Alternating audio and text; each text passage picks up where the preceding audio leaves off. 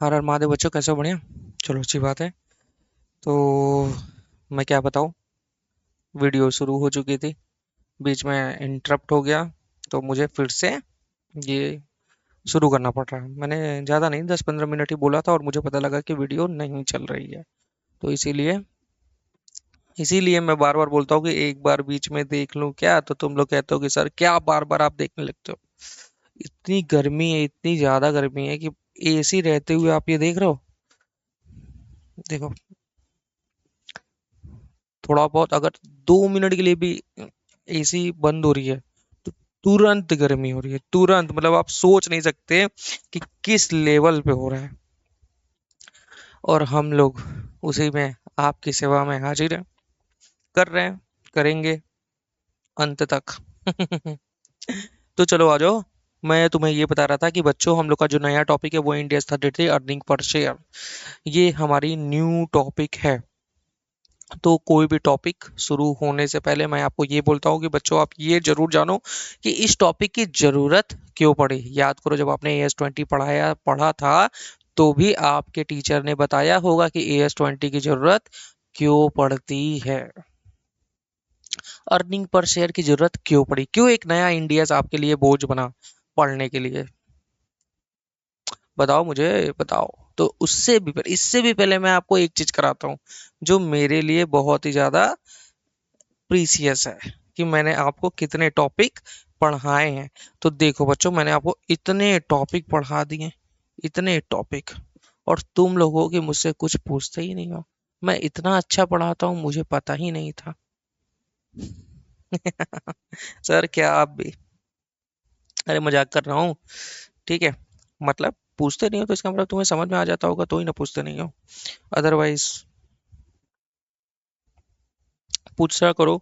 बाकी जो है सब अच्छा है। तो देखो, हम लोगों ने कौन कौन से टॉपिक पढ़ लिया। हम लोगों ने इंडिया एप्लीकेबिलिटी पढ़ा, 40 पढ़ा, 41 पढ़ा, 23 पढ़ा, 2 पढ़ा, 8, 10, 37, हाँ, 16, 36, 38, 102, 105, 108, 34, 20। और अब हम लोग पढ़ने जा रहे हैं अपना 17वां टॉपिक, EPS। फिर इसके बाद हम लोग पढ़ेंगे 116। तो देखो, हम लोग इतने सारे टॉपिक पढ़ रहे हैं बच्चों। अब बस कुछ ही टॉपिक है जो बड़े बड़े टॉपिक्स है, वो मैं आपको एकदम प्यार से, अब तो मैंने बड़े बड़े टॉपिक टच करना भी शुरू कर दिया है। 17, ये भी थोड़ा थोड़ा सा बड़ा टॉपिक है। और ये आपका जो अब अगला टॉपिक पढ़ने जा रहा है, 116 लीज अकाउंटिंग, 150 से 200 पन्ने के का आपका पूरा चैप्टर है। पूरे शॉर्ट में हम लोग इसको पढ़ेंगे, शॉर्ट में मतलब पूरे डिटेल में पढ़ेंगे, लेकिन सबको क्रक्स मैं आपको सबका पढ़ाऊंगा बहुत मजे से। तो चलो आ जाओ, हम लोग अपनी अर्निंग पर शेयर की क्लास शुरू करते हैं। तो मुझे एक बार बताओ कि तुम लोग तो AS20 में पढ़ के आए हो, तो तुम लोग तो कह रहे होगे कि सर ये तो हमने पढ़ के आए हैं, आप इसको क्यों पढ़ा रहे हो बच्चों। फाइनल है, CA फाइनल। तो मेरी बात कुछ तो समझो, आप कुछ तो नया होगा। बिना कुछ नया पढ़े पढ़ाए मैं छोड़ने वाला तो हूँ नहीं। ऐसी ऐसी चीजें पढ़ाऊंगा ना जो आपने CA इंटर में देखी ही नहीं होगी। ऐसे ऐसे क्वेश्चन कराऊंगा ना, आपको मजा आ जाएगा। कहोगे सर वाह, अरे स्टडी मेट के ही सारे क्वेश्चन है। और कुछ आपके मॉडल टेस्ट पेपर के क्वेश्चन है, RTP MTP के तो क्वेश्चन है ही। मतलब कमाल कमाल के क्वेश्चन ऐड हुए हैं। और और मतलब मैं आपको बता रहा हूँ कि ऐसा नहीं है कि वो कोई नए टॉपिक पे है। मतलब एनालिसिस जो सिनेरियो है वो इतना ज्यादा इम्प्लीमेंटेशन हो रहा है, मतलब दिमागी खेल। बहुत मजा आएगा, बहुत मजे से पढ़ाऊंगा। तो चलो आ जाओ। सबसे पहले मैं आपको बता रहा हूँ कि देखो, अर्निंग पर शेयर हम लोग क्यों पढ़ते हैं। अब देखो, जैसे एक सिंपल एग्जांपल देता हूँ कि अगर मान लो किसी की तबीयत खराब होती है, किसी की तबीयत खराब होती है, इंसान की लेते हैं, तो सबसे पहले हम लोग क्या कहते हैं, हम लोग उसको ऐसे पकड़ते हैं, है ना। डॉक्टर भी पहले पकड़ता है ऐसे, पकड़ता है कि नहीं पकड़ता है। अरे यार क्या बात करो, नहीं पकड़ता है सर। हाँ, डॉक्टर के पास जाओगे, अरे यार डॉक्टर क्या हो, हकीम कहते हैं ना उसमें उनको। तो उनके पास भी अगर आप जाएंगे ना, तो वो पहले आपको ये पकड़ते हैं, नर्व्स पकड़ते हैं। तो it is like nerves, EPS is like nerves, कि आपको थर्मामीटर है, एक तरीके का थर्मामीटर। कंपनी की पोजीशन कैसी है, वो थर्मामीटर है EPS। कि आप डिटेल में नहीं जा रहे हो। अभी डॉक्टर को तो फिर अंदर अंदर जाएगा, टेस्ट वेस्ट कराएगा, सब कुछ देखेगा। पहले तो वो नर्व्स पकड़ता है ना। तो EPS इज लाइक नर्व्स, है ना। कंपनी की नर्व्स देखना चाह रहा है कि वो कैसी है। नर्व्स अच्छी है, मतलब ठीक ठाक है, मतलब प्रॉफिटेबल है, ईपीएस बढ़िया दे रही है, तो ईपीएस चेक करता है। तो इसीलिए इन्वेस्टर क्या करता है, सबसे पहले उसी कंपनी की, अगर यार तुम किसी कंपनी में इन्वेस्ट करना चाह रहे हो तो तुम देखोगे ना कंपनी कितना अर्निंग, एक शेयर लेने पे हमें कितना प्रॉफिट उस पे मिल रहा है, हर शेयर पे कितनी प्रॉफिट हमें अर्निंग होती है। तो मेरे हिसाब से मेरा डायलॉग है कि it's like nerves of the company, thermometer of the company. ये क्या है, थर्मामीटर है, मतलब वो मेजरमेंट करने का जो एक सिंपल तरीका है। तो ये ईपीएस है, क्योंकि डिटेल में तो बाद में जाएंगे ना, तो पहले तो आप तो ईपीएस ही देखोगे, पहले मार्केट प्राइस देखोगे, शेयर कितने, फिर देखोगे अच्छा चलो शेयर इतने की है तो प्रॉफिट कितना मिल रहा है, एक शेयर पे हमें कितना प्रॉफिट कमाने का मौका मिलेगा। तो इसीलिए शेयर होल्डर को एक शॉर्ट डिटेल चाहिए होता है कि प्रेजेंटेशन हो, पीएनएल पे एक दिखे उनको कि इतना प्रॉफिट पे पर शेयर इतना आपको कमाई होगी। तो ये इसलिए हमारी ईपीएस की जरूरत पड़ी, ताकि फेस ऑफ द पीएनएल पे ये दिखे। हाँ, मैंडेटरी है दिखाना। Okay sir. तो सर आ जाओ, एक बार और देख लूं यार, बहुत बड़ा दुख है तुम, मैं समझा नहीं सकता ना कितना बड़ा दुख है, मैं आपको कैसे बताऊं। इट्स वेरी दुखेबल। मेरी बात समझ रहे हैं आप, बहुत ज्यादा दुखेबल है। अच्छा एक बात बताओ, मैं अपनी इसी क्लास में पूरा ईपीएस पढ़ा दूं? हम्म? बताओ सर, आप पूरा तो पढ़ा देंगे, हमको समझ में आएगा कि नहीं आएगा? अरे दो पार्ट में देख लेना, यूट्यूब पे तो क्लास है। हम्म? बोलो बोलो बोलो। दो पार्ट में देख लेना, मैं तो सोच रहा हूँ पूरा पढ़ा दूं। इसके बाद अगला टॉपिक हम लोग पढ़ेंगे लीज, मजा आ जाएगा आपको। चलो आ जाओ, पूरा पढ़ना है कम पढ़ना है हम लोग बाद में देखेंगे, लेकिन पहले आ जाओ, पढ़ना हम लोग शुरू करते हैं, ठीक है? चार्जिंग भी यार नहीं है क्या उतना, तो चार्जिंग लगा देते हैं कि चार्जिंग हो जाए, कोई भी दिक्कत नहीं आनी चाहिए। अगर लाइट की दिक्कत आ गई तो ठाकुर तो गयो, मेरा खेल खत्म हो जाएगा बच्चों। तो चलो आ जाओ। तो earning per share, sir earning per share क्या होता है? EPS help investor and analyst to understand, to understand, क्या अंडरस्टैंड करने में, मतलब इन्वेस्टर को और जो कंपनी की परफॉर्मेंस को एनालिसिस करते हैं, जो एनालिसिस करते हैं उनको क्या समझने में आसानी करेगा कि how profitable the company is, company कितनी प्रॉफिटेबल है, कंपनी में कितना प्रॉफिट हो रहा है पर शेयर। मतलब अगर मैं यहाँ कहूँ, मैं यहाँ लिखूँ तो यहाँ आप लिख सकते हो कि पर शेयर मतलब कंपनी को एक शेयर पे कितना प्रॉफिट हो रहा है। Okay, how efficiently it use share holder money, share hold, अरे यार शेयर होल्डर का ही तो पैसा है कंपनी में सर, डिवेंचर होल्डर का भी है, उनका उनका भी है, लेकिन मालिक तो शेयर होल्डर है। तो शेयर होल्डर के पैसे कितने अच्छे से यूज हो रहे हैं, मतलब एक शेयर आपको, मतलब जैसे मान लो, जैसे एग्जांपल ले लेते हैं कि आपकी कंपनी में 1 लाख रुपए की प्रॉफिट हुई और आपके नंबर ऑफ शेयर वो बोल रहा है कि 1,000 है, तो आप पर शेयर पे कितना प्रॉफिट आप कमा रहे हो, 100 रुपया पर शेयर। कैसे? ये डिवाइड कर दिया आपने, ये प्रॉफिट है और ये नंबर ऑफ शेयर है, तो आपने डिवाइड कर दिया 100 रुपये, मतलब एक शेयर पे आपको 100 रुपए की प्रॉफिट हो रही है, तो यानी अच्छी है, बहुत अच्छी, मतलब नहीं तो बहुत ही अच्छी है यार। ठीक है, और मतलब इसका मतलब ये भी है कि आप शेयर होल्डर का पैसा अच्छे से इस्तेमाल कर पा रहे हो, तभी तो आपकी प्रॉफिट हो रही है। ओके सर, आगे, how much earning belong to each share, हर एक शेयर पे कितना आपकी अर्निंग हो रही है, मतलब earning per share. Okay sir, EPS is also used to calculate the P ratio which help in valuing the share. Sir P ratio क्या होता है? अरे बच्चों, एफएम की क्लास आपने अच्छे से नहीं की है क्या? की है ना अच्छे से, ठीक है। तो सर पी रेशियो देखो क्या बताता है हमारा, पी रेशियो देखो मैंने बताया, यहाँ लिखा हुआ है कि पी रेशियो बताता है कि 1 रुपए कमाने के लिए कितना रुपए लगाना होगा कंपनी में। मतलब मतलब पी रेशियो आपका बताता है कि 1 रुपए कमाने के लिए कितना रुपया कंपनी में लगाना होता है। मतलब मैं ये कह सकता हूं कि अगर मान लो किसी कंपनी का शेयर है 100 रुपए का और कंपनी डिविडेंड दे रहा है 10 रुपए, मान लेते हैं एज एग्जांपल ले रहे हैं, कंपनी का मार्केट प्राइस है, मतलब शेयर की मार्केट प्राइस है 100 रुपए है और डिविडेंड दे रहा है 10 रुपए। अच्छा, तो क्या मैं ये कह सकता हूं कि 1 रुपए डिविडेंड कमाने के लिए 10 रुपए का शेयर लेना पड़ेगा? वैसे तो 10 रुपए मिलेगा नहीं।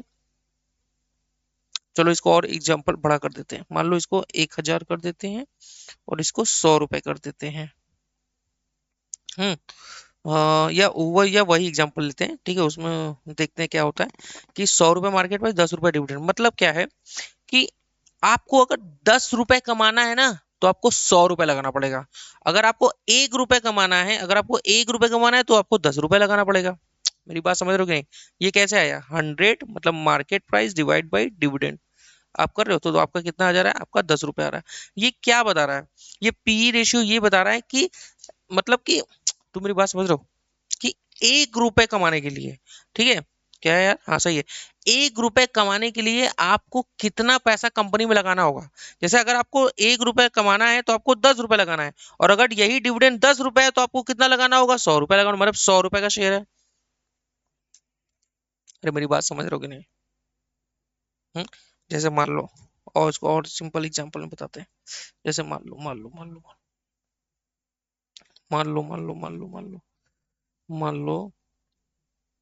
मान लो शेयर है कंपनी की, शेयर है कंपनी की 1000 रुपए की, ठीक है, डिविडेंड दे रही है 100 रुपए।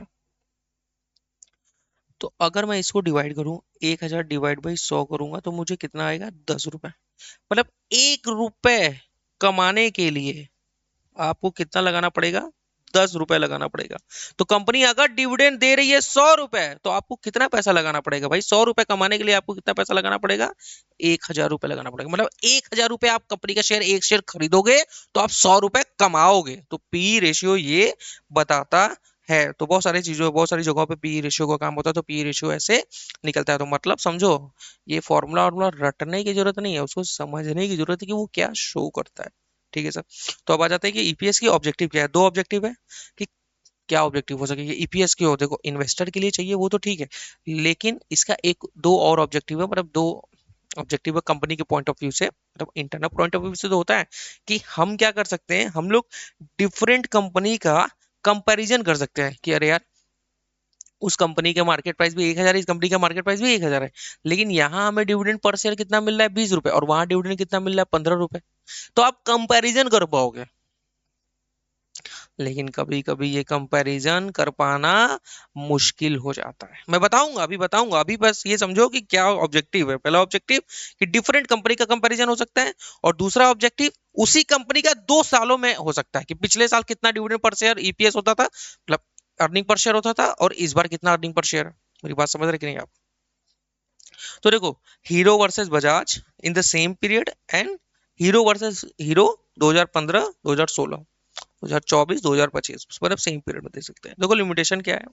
लिमिटेशन वही जो मैं बात कर रहा था कि सर, इस ऐसा जरूरी तो नहीं है कि वो कंपनी ने वही अकाउंटिंग पॉलिसी लगाई हो जो बजाज ने लगा रहा है। मतलब हीरो की अकाउंटिंग पॉलिसी और बजाज की अकाउंटिंग पॉलिसी दोनों ने सेम अप्लाई की हो, ऐसा जरूरी तो नहीं है।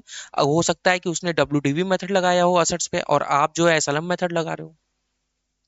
बहुत सारी चीजें हो सकती हैं जिससे आपकी चेंजेस इन अकाउंटिंग पॉलिसी की वजह से प्रॉफिट में चेंजेस हो सकता है, ईपीएस में चेंजेस हो सकता है। तो इसको केवल ओनली वन एंड ओनली इसको मेजरमेंट का तरीका या बेस मान लेना, तो ऐसा बिल्कुल भी नहीं है, कि इसकी कुछ अपनी लिमिटेशन भी होती है। देखो, EPS may have limitation while comparison with different company, because different company can use different accounting policy to calculate profit.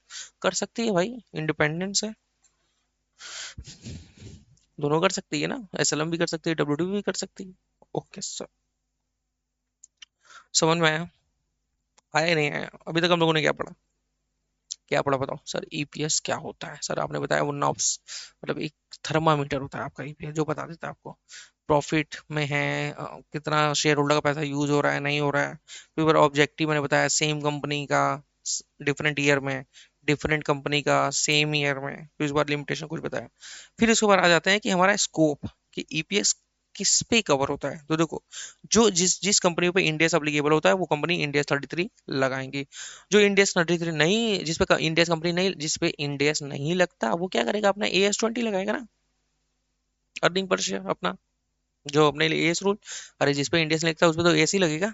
और नॉन इंडियस कंपनी एस 20, ठीक है।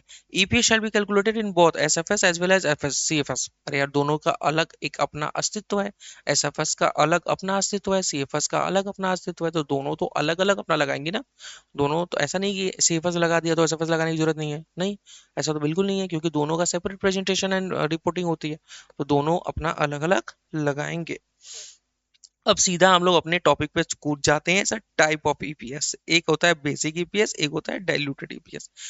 दोनों ईपीएस इक्वल इंपॉर्टेंट है। सर बेसिक ईपीएस क्या होता है? बेसिक ईपीएस आ जाओ, एक मैं आपको पहले एक शॉर्ट में समझा दे रहा हूँ। मैं मुझे मालूम है कि सर हम लोग पढ़ के आए हैं, आप ये सब हमें मत बताइए, लेकिन मेरा जो बच्चा है प्यारा सा, वो तो मैं ये मान के चल रहा हूँ कि उसको नहीं पता है। तो बेसिक ईपीएस ये होता है कि भाई, कि जो लास्ट में अर्निंग बच जाती है, अर्निंग अवेलेबल फॉर मालिक, मालिक यानी कि इक्विटी शेयर होल्डर, जो लास्ट में पैसा बच जाती है वो डिवाइड बाई हम लोग क्या कर देते हैं, नंबर ऑफ शेयर से डिवाइड कर देते हैं, तो ये पता चल जाता है बेसिक ईपीएस। लास्ट में मतलब क्या, डिविडेंड, मतलब डिवेंचर को देने के बाद डिवेंचर का इंटरेस्ट दे दो, प्रेफरेंस शेयर का डिविडेंड दे दो, तो जो लास्ट में पैसा बच जाता है ना इक्विटी शेयर होल्डर मालिक के लिए, वो पैसे का बात हो रहा है बेसिक ईपीएस में। सर डाइल्यूटिव ईपीएस क्या होता है? सर डाइल्यूटिव ईपीएस बच्चों, पोटेंशियल इक्विटी शेयर को देखते हुए हम डाइल्यूटिव ईपीएस निकालते हैं। ये बहुत ही ज्यादा इंपॉर्टेंट रोल हो करता है कंपनी में। मैं अभी डाइल्यूटिव के बारे में बात नहीं करूंगा, मैं अभी केवल बेसिक ईपीएस के बारे में बात करूंगा, क्योंकि मुझे अभी बेसिक ईपीएस में ही आपको बहुत सारी चीजें पढ़ानी है। अभी डाइल्यूटिव तो अभी आगे की टर्म्स। अभी मैं केवल बेसिक ईपीएस के बारे में आपसे बात करना हो कि अर्निंग अवेलेबल फॉर इक्विटी। अभी मैं डाइल्यूटिव को हटा रहा हूँ यहाँ से, डाइल्यूटिव मैं अभी नहीं बताऊंगा आपको। अभी मैं केवल बेसिक ईपीएस के बता रहा हूँ कि भाई लास्ट में जो पैसा बचता है वो हम divide by number of share से कर लेंगे, मतलब नंबर ऑफ पीपल से कर लेंगे। नंबर ऑफ पीपल कहना उचित नहीं है, क्योंकि एक लोग के पास ज्यादा शेयर भी हो सकता है, तो नंबर ऑफ शेयर से डिवाइड कर लेते हैं तो हमारी ईपीएस आ जाती है, ठीक है। तो ये हमारी ईपीएस जनरली होती थी। हाँ होती थी। तो देखो आ जाओ आगे क्या लिखा है।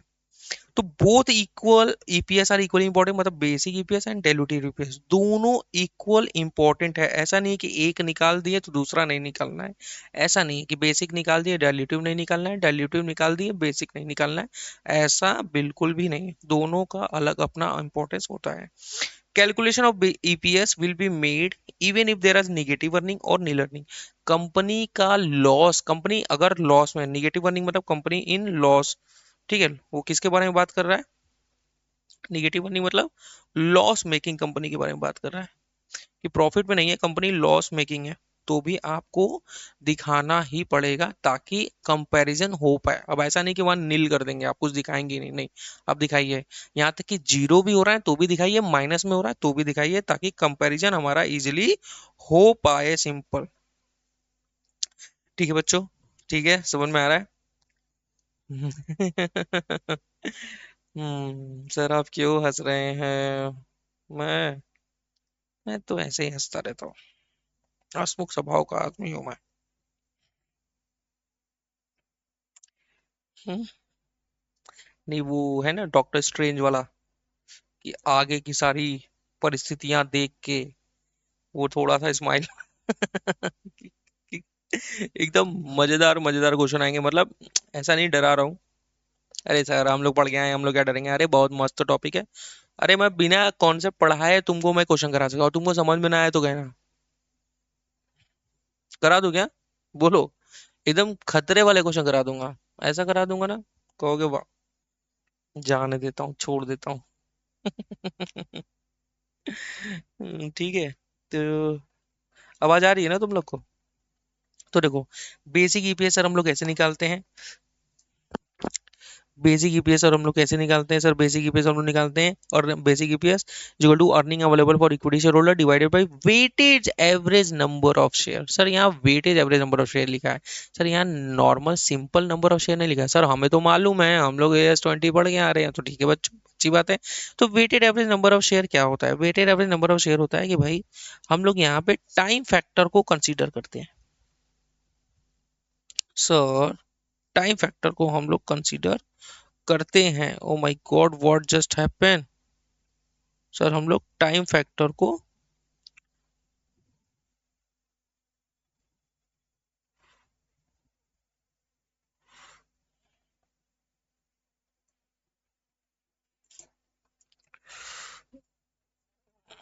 अब इसकी बैटरी ना मुझे लगता है बदलनी ही पड़ेगी।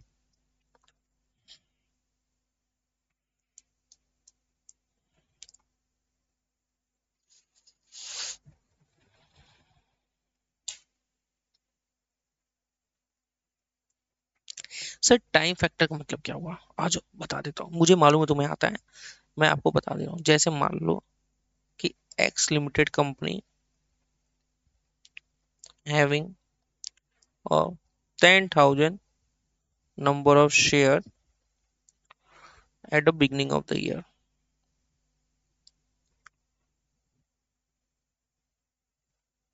and issue fresh share of rupees 100 each। मतलब फ्रेश जो है, कितना शेयर इशू किया है इसने, fresh 2,000 share of rupees 100 each as on 1 जुलाई। ठीक है, calculate weighted average number of share. तो sir weighted average number of share क्या होगा, देखो यहाँ पे weighted average share number, time factor का मतलब क्या है, टाइम फैक्टर इसलिए देखा जाता है कि आप इक्वल नंबर ऑफ शेयर देखो, मतलब कि जो 10,000 जो शेयर था, अगर मैं अकाउंट मतलब फाइनेंशियल ईयर मान के चलूँ तो 1 अप्रैल, 1 अप्रैल जो भी वन मान लेते हैं, 1 अप्रैल को आपको 10,000 शेयर थे, 1 अप्रैल को ही थे ये 1 अप्रैल को ही थे। तो ये 1 अप्रैल से लेके 31 मार्च तक, 31 मार्च मान लेते हैं दो तक, ये पूरे आपके 12 महीने तक यहाँ पे थे, आपके पास 12 महीने के लिए थे ना, बिल्कुल थे। सर ये जो 2,000 शेयर है ये कब आए हैं सर, सर ये तो आए हैं आपका, ये आए हैं आपका सर मई, जून, जुलाई, यानी कि 30 जून, 30 जून को आए ना 2,000 शेयर।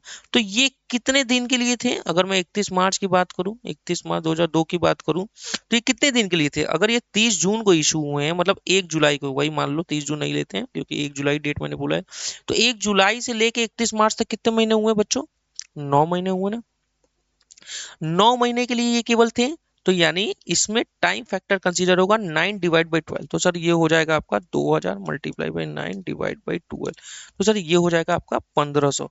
तो सर यानी मैं ये कहूँ कि 10,000 मल्टीप्लाई बाई ये पूरा 12 महीने के लिए थे, तो इसमें तो टाइम फैक्टर वर्क, मतलब टाइम फैक्टर का कोई मतलब ही नहीं, क्योंकि 10 ही हजार रुपये आ जाएगा ये, मतलब 10,000 रुपये, 10,000 नंबर ऑफ शेयर ही आ जाएंगे। लेकिन यहाँ पे क्या हो जाएगा, यहाँ पे 2,000 नहीं लेंगे, यहाँ पे हम कितना लेंगे, केवल 1,500। इक्वल नंबर ऑफ शेयर हम लोग कंसीडर कर रहे हैं, यही हमारी weighted average number of share बताता है कि सर आपको कंसीडर करना है टाइम फैक्टर को देखते हुए। समझ में आया कि मतलब आप देखना चाहते हो कि इक्वल नंबर ऑफ शेयर कितने हैं, मतलब ले दे के अगर इक्वली पूरे साल भर का देखा जाए कि आपके पास हर शेयर कितने नंबर ऑफ टाइम के लिए था, तो आप ऐसे कर सकते हो इसको। एक और तरीके से आप कर सकते हो, क्यूमुलेटिव कर करके, क्वेश्चन में भी ऐसे बहुत करता है, इसीलिए मैं बता दे रहा हूँ कि देखो 10,000 जो शेयर था वो कितने महीने के लिए था, 3 महीने के लिए, अगर मैं कह सकता हूँ, सर हाँ बिल्कुल कह सकते हैं, 10,000 3 महीने के लिए था, तो यानी 10,000 मल्टीप्लाई बाई 3 डिवाइड बाई 12, तो सर ये हो गया आपका 2,500। उसके बाद क्या हुआ, आपके पास कितने शेयर हो गए, आपके पास 12,000 शेयर हो गए क्योंकि 2,000 नए आ गए, 12,000 शेयर आपके पास 9 महीने के लिए थे, तो इसको भी निकाल लेते, 12,000 आएगा वही आंसर, देख लेना ना, तो ये हो गया आपका 9,000, तो भी देखो 11,500 आया ना। तो यहाँ आप अग्रीगेट करके भी कर सकते हो कि 10,000 शेयर हमारे 3 महीने के लिए थे, फिर उसके बाद हमारे 12,000 हो गए, 12,000 हमारे 9 महीने के लिए थे, या आप ऐसे ऐसे देख लो, जैसे आपको इजी पड़े वैसे आप weighted average number of share निकाल सकते हो, कोई दिक्कत। समझ में आया ना, टाइम फैक्टर हम लोग देखते हैं, हम लोग ये देखते हैं कि हमारे पास कितने दिनों के लिए कितने नंबर ऑफ शेयर हैं एक्चुअल। अभी बेसिक ईपीएस की केवल बात हो रही है, सर हमें पता है, सब आप क्यों इतना लोड ले रहे हैं, हम लोग S20 पढ़ के आए हैं, अच्छा ठीक है पढ़ के आए हो, ओके। तो देखो आगे क्या लिखा है कि EPS shall be disclose separately for continuing operation if presented, मतलब क्या है इसका, कभी कभी क्या होता है मेरे दिल में ख्याल आता है, सर क्या ख्याल आता है, मेरे दिल में ये ख्याल आता है कि कंटिन्यूइंग ऑपरेशन और डिसकंटिन्यूइंग ऑपरेशन, याद करो 105 मैंने आपको पढ़ाया था, उसमें मैंने आपको बताया था कि सेपरेट लाइन ऑफ बिजनेस होना चाहिए, फॉर्मल प्लान अनाउंस होना चाहिए, तो अगर कभी कभी डिसकंटिन्यूड ऑपरेशन होता है, अगर वो डिसकंटिन्यूइंग ऑपरेशन है आपका, तो उसकी प्रॉफिट आप अलग शो करते हो, करते हो ना प्रॉफिट लॉस में, जब आप फॉर्मेट शेड्यूल 3 की बैलेंस शीट आपको पढ़ाऊंगा, उसमें profit and loss from discontinuing operation अलग होता है, कंटिन्यूइंग ऑपरेशन अलग होता है। तो जब आप डिसकंटिन्यूइंग ऑपरेशन अलग से बनाते हो और कंटिन्यूइंग ऑपरेशन अलग से बना रहे हो, तो ईपीएस भी सबका अलग दिखाओगे। सर ये कैसे पॉसिबल है? बिल्कुल पॉसिबल है। आप प्रॉफिट अगर अलग दिखा रहे हो तो उसकी ईपीएस भी अलग दिखाओगे। ठीक है, बस इसमें ज्यादा अंदर नहीं जाओ, बस ये चीज रखो, क्योंकि आप मतलब देखो प्रेजेंटेशन और क्लियर न्यूट्रल होता है ना, मतलब एकदम क्लियर पिक्चर मिलती है कि जो कंटिन्यूइंग बिजनेस है उससे कितना, मतलब अगर देखो नेट कर दोगे तो इफेक्ट दिखेगा ही नहीं। तो इसीलिए सेपरेट डिस्क्लोजर बहुत ही ज्यादा अच्छा होता है और सही भी होता है। ठीक है, अब आते हैं कि earning available for equity share holder. Sir ये होता क्या है? मतलब जो हम लोग वेटेड एवरेज नंबर तो से हो गया, लेकिन सर जो ये ऊपर आप ले रहे हैं ये क्या होता है सर? ये तो मैंने बता दिया कि सर जो लास्ट में पैसा बचता है वो होता है, मतलब शेयर होल्डर को तो जैसे डिवेंचर का इंटरेस्ट देने के बाद, प्रेफरेंस शेयर पे डिविडेंड देने के बाद, मतलब लास्ट में ईएटी, मतलब अर्निंग आफ्टर टैक्स, कोई प्रेफरेंस डिविडेंड है वो भी माइनस कर लो, तो वो जो पैसा बचता है, देखो ईबीआईटी ले लो, earning before interest and taxes लिख दे रहा हूँ, कहीं कंफ्यूज मत हो जाना। सर क्या सर, सीए फाइनल में हम लोग, और आप जो छोटी मोटी बात कर रहे हैं। हाँ हाँ मालूम है, ज्यादा बोलो नहीं। ठीक है, अब इसमें से सबसे पहले इंटरेस्ट माइनस कर लिया तो ईबीटी आ गया, फिर टैक्स माइनस कर लिया ईएटी आ गया, फिर प्रेफरेंस डिविडेंड माइनस कर लिया, फिर earning available for equity share holder हो गया। पहले क्या होता था 1 अप्रैल 2020 से पहले, ठीक है, यहाँ प्रेफरेंस सीडीटी भी होता था, तो यहाँ पे सीडीटी भी कंसीडर करते थे, लेकिन अब सीडीटी हट गया। सीडीटी का कॉन्सेप्ट पता है क्या? मुझे बताओ, किसको किसको पता है? बताओ मुझे किसको किसको पता है सीडीटी का कॉन्सेप्ट?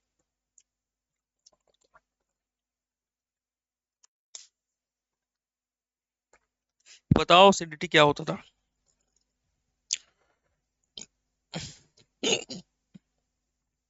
बताओ बताओ बताओ, क्या होता था सीडीटी भाई?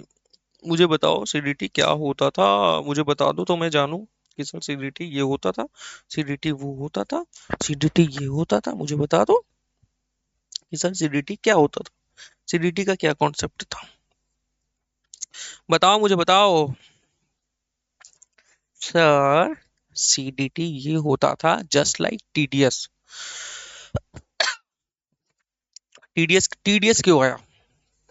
चलो, आपके टैक्स के प्रोफेसर ने आपको बताया ना, मुझे तो मालूम है आपको बताया होगा, लेकिन आपको याद है या नहीं याद है कि टीडीएस क्यों आया? मैं बताऊं, तो देखो टीडीएस इसलिए आया कि होता क्या था कि जैसे मान लेते हैं कि कोई सैलरीड एम्प्लॉय है,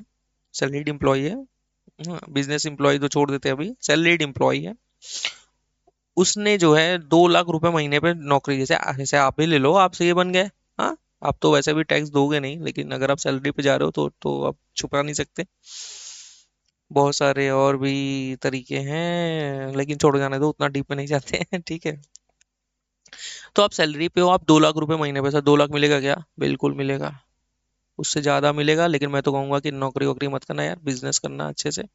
ठीक है, अपने घर पे रहो मम्मी पापा के साथ, उनकी सेवा करो, उनको देखो, उनको घुमाओ, उनको साथ साथ। सर कहाँ चले आ रहे हैं आप? अच्छा ठीक है, चलो जो मन वो करना, बस मेरा ऐसा थॉट है।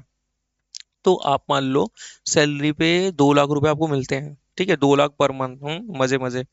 तो आपने 2 लाख रुपए आपको मिल रहे थे, तो आपने पूरे साल भर में 12 दूना कितना हो गया, 12 मल्टीप्लाई बाई 2, 24 लैक्स, यानी कि 24 लाख का आपका पैकेज लगा, और आपको पूरा 24 लाख रुपए मिल गया।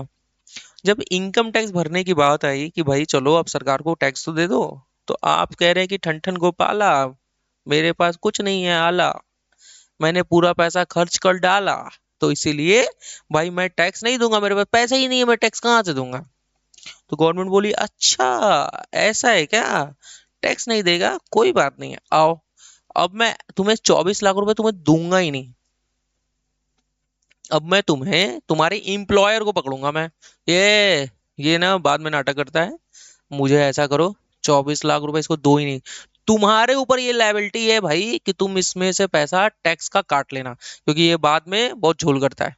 बोलता है मेरे पास पैसा नहीं है, बोलता है मैं बहुत परेशान हूँ, बोलता है बीवी का ये है वो है, बच्चों का पढ़ाई है लिखाई है, मैं सुन नहीं पा रहा था इससे। तो अब ऐसा करो, टैक्स तो मुझे चाहिए, तो ये टैक्स में नहीं, गवर्नमेंट तो टैक्स नहीं छोड़ेगी, और इंडिया में तो मालूम ही है आपको कितना टैक्स है।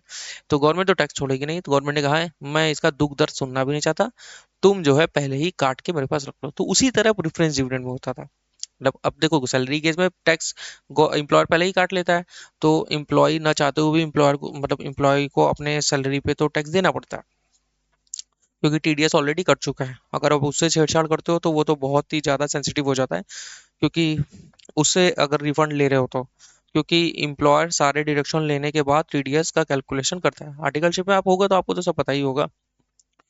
ठीक है, टीडीएस के रिटर्न रिटर्न अगर आप फाइल आप करते होंगे तो लास्ट क्वार्टर में बहुत काम होते हैं।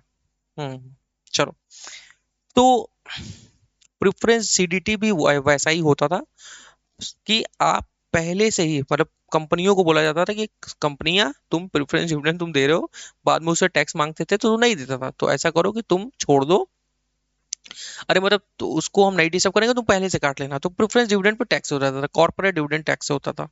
लेकिन अब ये 2020 से क्या किया गया है, हटा दिया गया है। हटाने के अब फिर क्या किया गया कि चलो ठीक है मत काटो, हम सीधा एम्प्लॉय से जोड़ के ले लेंगे। देखो इसके पीछे का लॉजिक ये था हटाने का, मैं आपको बता रहा हूँ कि कंपनियां एक्सेस रेट पे टैक्स काट लेती थी, और इससे ट्रांसपेरेंसी बहुत कम हो जाती थी, यूजर को पैसा नहीं मिलता था, इसलिए बहुत ज्यादा वो हो जाता था, मिस प्रेजेंटेशन हो जाता था। तो इसीलिए बोला गया कि ठीक है चलो, ज्यादा डिविडेंड वैसे होता भी नहीं था पर शेयर, आप दे दो, हम उसकी इनकम, टोटल इनकम के हिसाब से जितना उसका टैक्स बनेगा उससे कैलकुलेट कर लेंगे। ठीक है, सैलरी तो is a very source of income, major source of income, dividend is not just like that. ठीक है, इसीलिए बोला गया कि सीडीटी का कॉन्सेप्ट हटाते हैं, इसलिए सीडीटी पे डिस्कस नहीं करते हैं। Okay sir. अब आते हैं एडिशनल पॉइंट। ये तो सिंपल हो गया बच्चों कि भैया हम क्या करेंगे, इंटरेस्ट माइनस कर देंगे, प्रेफरेंस डिविडेंड माइनस कर देंगे, हाँ टैक्स माइनस कर देंगे, तो ये लास्ट में हमारा ये ऑप्शन आ जाएगा, ये तो आपको पता ही है, इसमें कोई बड़ी बात नहीं है। आते हैं एडिशनल पॉइंट, मतलब अब जो आपने शायद अपने AS20 में नहीं पढ़ा होगा वो हमने यहाँ पे डिस्कस करेंगे, प्रेफरेंस डिविडेंड को लेके। सबसे पहले किसको, प्रेफरेंस डिविडेंड। तो प्रेफरेंस डिविडेंड यहाँ पे मैंने बोला है कि प्रेफरेंस डिविडेंड अगर क्यूमुलेटिव है, प्रेफरेंस और प्रेफरेंस, सॉरी प्रेफरेंस शेयर अगर क्यूमुलेटिव है और प्रेफरेंस शेयर अगर नॉन क्यूमुलेटिव है। सर क्यूमुलेटिव नॉन क्यूमुलेटिव क्या होता है? अरे बचपन में देखा था, छोटी चड्डी पहनता था, बड़ी शरारत करता। अरे क्या बोलने लगा मैं। बचपन में तुमने प्रेफरेंस शेयर के टाइप ऑफ प्रेफरेंस शेयर पढ़े होंगे बच्चों, बिजनेस स्टडी याद करो, क्या कर रहे हो। हाँ अकाउंटेंसी में तुमने पढ़ा था type of preference share. Sir हमें पता है, आप क्या जो है हमसे जो है बोल रहे हैं, हमको मालूम है कि सर प्रेफरेंस डिविडेंड का खेल होता है, कि सर क्यूमुलेटिव में अक्रूवल बेसिस पे डिविडेंड देना ही देना है, और नॉन क्यूमुलेटिव में जब डिक्लेयर होगा तो ही डिविडेंड दिया जाएगा, अदरवाइज नहीं दिया जाएगा। ओके, इतना तो पता है। अच्छा सर, तो यहाँ पे वही है कि consider preference dividend on per annum basis, accrual basis, declare और नॉट, आप करंट ईयर का करंट ईयर में लोगो ही लोगे, कंपनी डिविडेंड डिक्लेयर करे चाहे ना करे, उन प्रेफरेंस शेयरों पे जो क्यूमुलेटिव होंगे उस पे आपको प्रेफरेंस डिविडेंड कंसीडर करना ही करना है। दूसरे आते हैं नॉन क्यूमुलेटिव। नॉन क्यूमुलेटिव में आपने बोला, आप, मैंने नहीं बोला, मैंने कुछ नहीं बोल रहा हूं, मैं बता दे रहा हूं। आप बोल रहे हैं कि सर डिक्लेयर जब होगा तब हम देंगे, तो अब तुम मुझे एक बात बस बता दो कि डिक्लेयर कब होता है।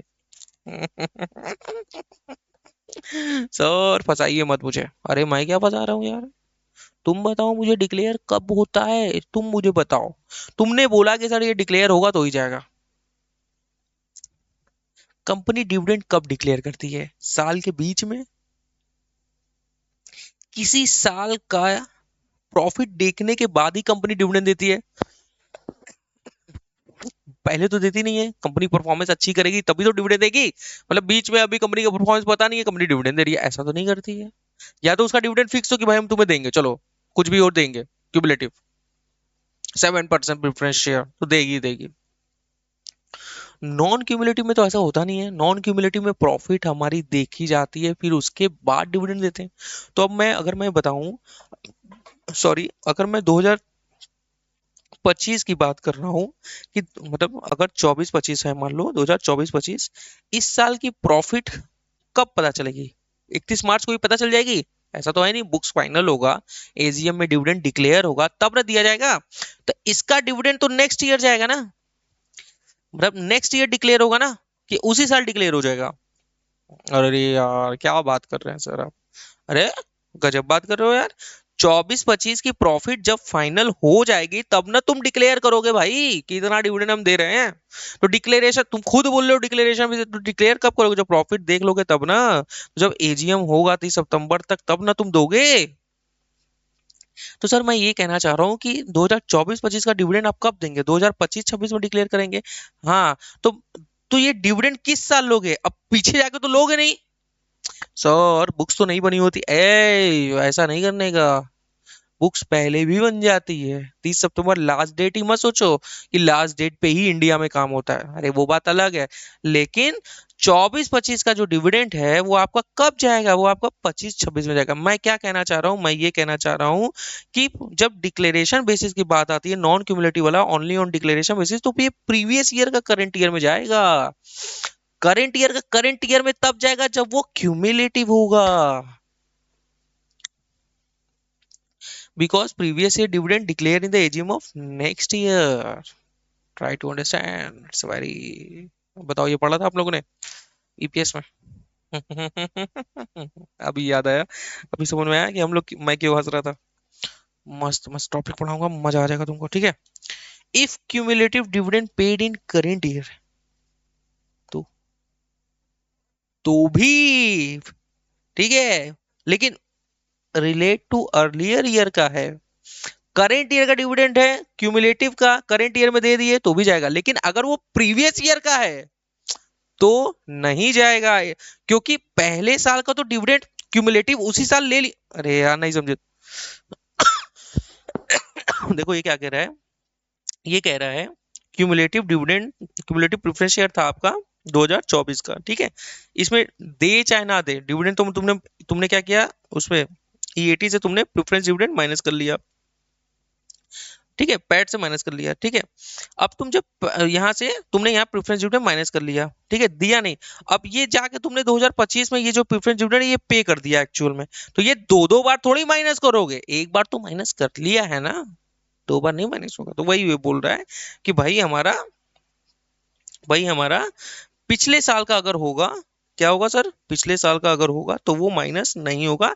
It will not be considered in the current year, क्योंकि ये डुअल, मतलब डबल हो जाएगा ना ये। हाँ, it will be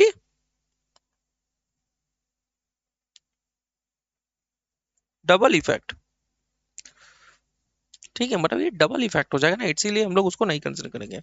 always assume cumulative preference share in the absence of information, अगर कुछ नहीं बोलेगा हम लोग मानेंगे क्यूमुलेटिव प्रेफरेंस शेयर जिस साल का डिविडेंड उसी साल दे के खत्म करेंगे। एक चीज मैं इसमें और ऐड कराना चाहता हूँ बच्चों, क्यूमुलेटिव नॉन क्यूमुलेटिव तो ठीक है, एक इसी में मैं एक और बता दे रहा हूँ, एक जो होता है ना आपका, वो एक रिडीमेबल भी पढ़ा होगा आपने, रिडीमेबल प्रेफरेंस शेयर और इरिडीमेबल प्रेफरेंस शेयर, ठीक है। रिडीमेबल प्रेफरेंस शेयर ये भी पता होगा आपको ये क्या होता है, ऐसे आप भी लिख लेना कि रिडीमेबल प्रेफरेंस शेयर और redeemable preference share. Redeemable preference share क्या होता है कि भाई आप, फिक्स होता है कि आप उसको पे करोगे ही करोगे इतने सालों में, 5 साल के लिए ही आपने उसको इशू किया है, 5 साल में आप उसको जो भी आपने पैसा उससे लिया प्रेफरेंस शेयर बदले में, आपने जितना पैसा लिया आप उतना पैसा या जितना ही पैसा आप 5 साल में उसको रीपे करोगे, रिडीम करोगे ही करोगे। इरिडीमेबल रिडीमेबल प्रेफरेंस शेयर जिसमें कंफर्म नहीं है कि आप कितने सालों में दोगे, ऐसा नहीं कि करोगे ही नहीं करोगे, रिडीम होगी नहीं, ऐसा नहीं होता उसमें, उसमें बस ये होता है कि टाइम लिमिट फिक्स नहीं होती है। इसमें फिक्स होती है कि 5 साल 10 साल आप इतने सालों में आपको पैसा देना ही देना है। तो मैं आपको यहाँ ये बता रहा हूँ कि ये जो रिडीमेबल प्रेफरेंस शेयर है ना बच्चों, इसको हम लोग क्या ट्रीट करेंगे, इसको हम लोग फाइनेंशियल लाइबिलिटी ट्रीट करेंगे, क्योंकि ये आपकी एक तरीके से लाइबिलिटी की तरह ट्रीट होती है। जैसे मान लो लोन, लोन अगर आप लेते हो जैसे मान लो 10 साल के लिए 5 साल के लिए, वो आपको पे करना ही करना है।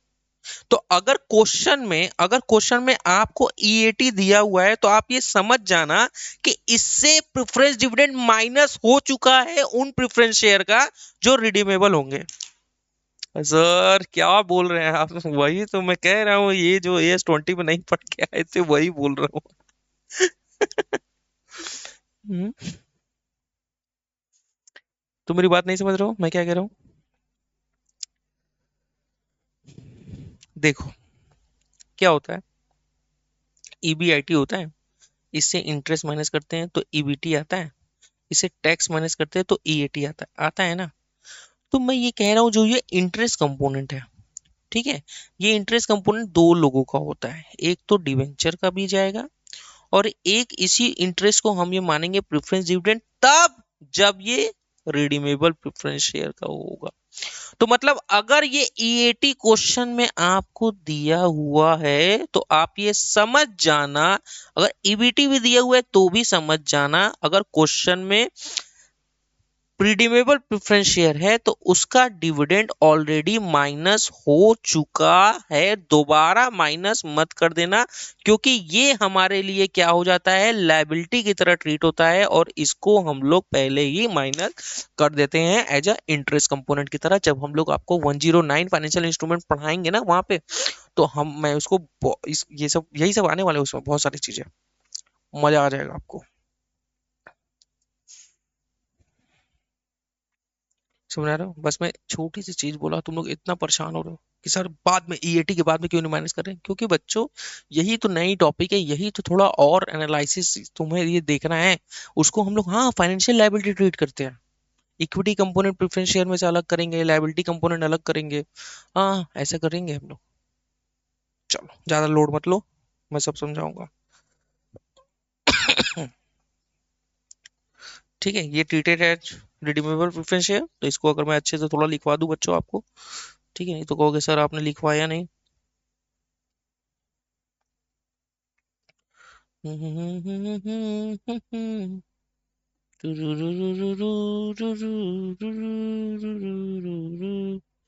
तू मेरी हीरो मैं तेरा रांझा,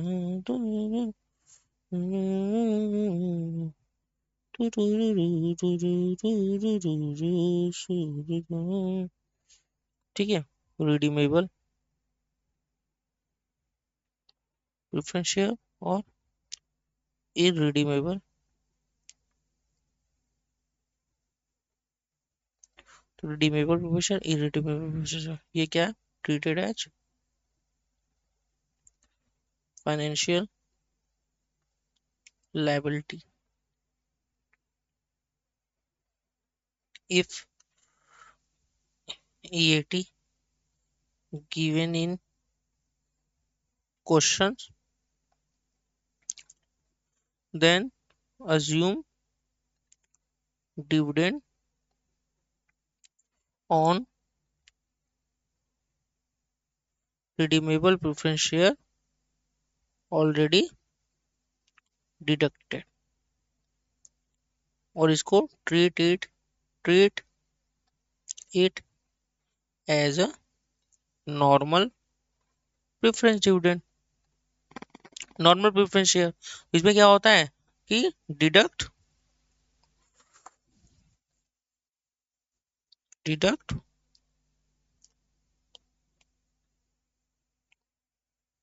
आफ्टर ईएटी, उसमें डिडक्ट होता है, बस सिंपल।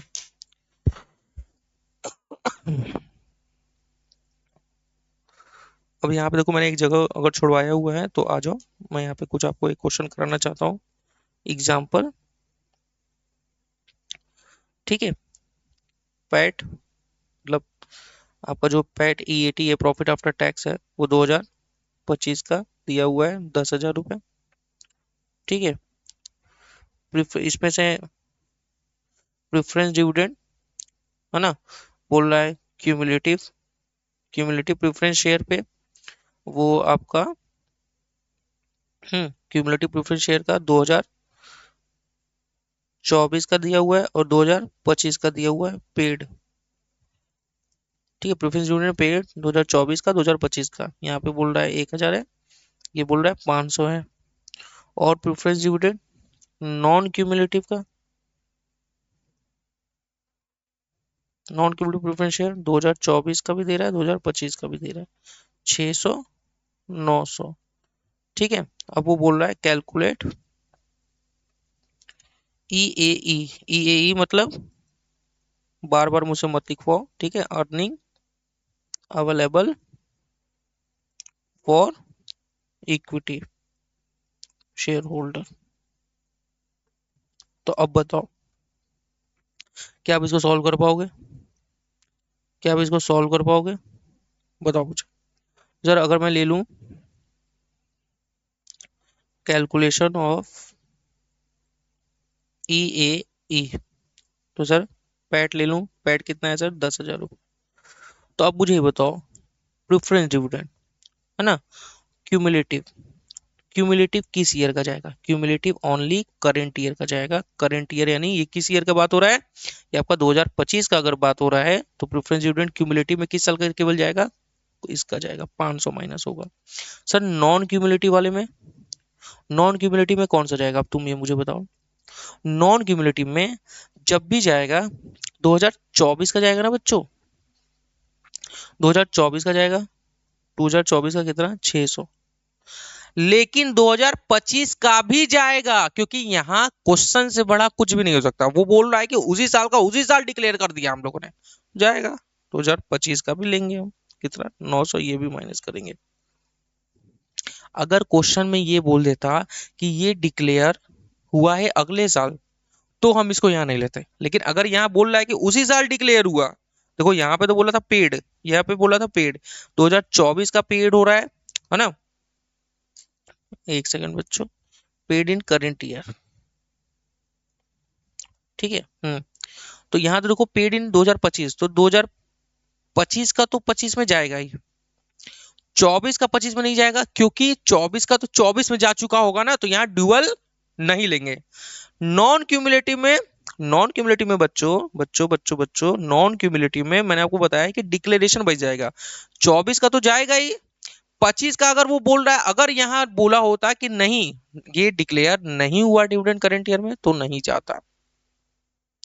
ओके सर, आप तो कह रहे थे कि सर नॉन क्यूमुलेटिव का जब भी होगा अगले साल का जाएगा करंट ईयर में। सर हम कह सकते हैं, लेकिन चलो अगर मैं यहाँ पे कह रहा हूँ कि यहाँ पे अगर मैं लिख दूंगा यहाँ पे कि डिक्लेयर इन करंट ईयर, तो यहाँ पे जाएगा। अदरवाइज यहाँ पे ये 2025 का नहीं हो, मैं यहाँ नहीं लिखता हूँ। मैं यहाँ अगर चाहूंगा तो लिख दूंगा, लेकिन मैं यहाँ नहीं लिखूंगा। तो यानी केवल 2024 का ही यहाँ पे जाएगा इन 2025 में।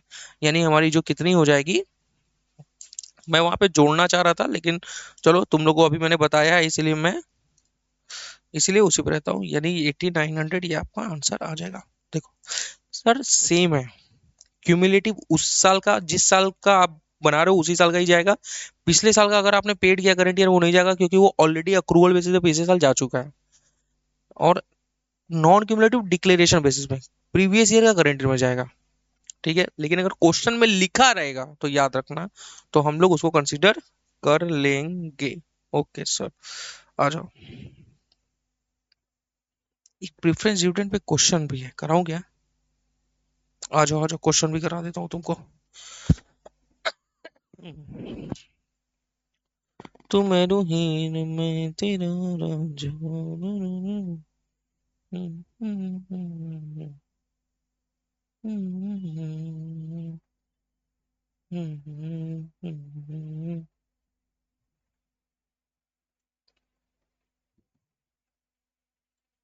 देखो ये वाला क्वेश्चन पढ़ो,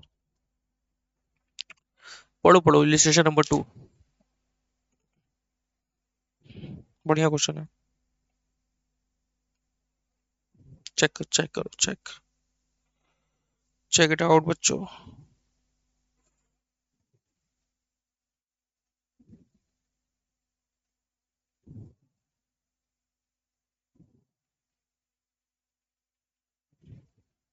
देखो कैसा क्वेश्चन है, देखो तो एक बार। हम्म,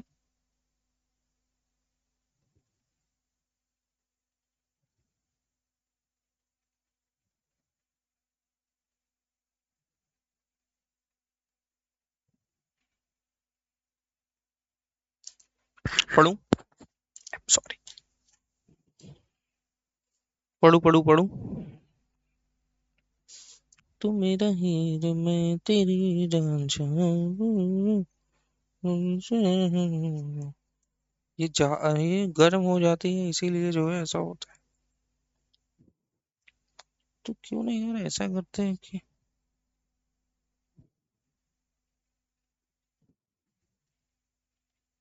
कुछ इसका जुगाड़ लगाना पड़ेगा मुझे। यस।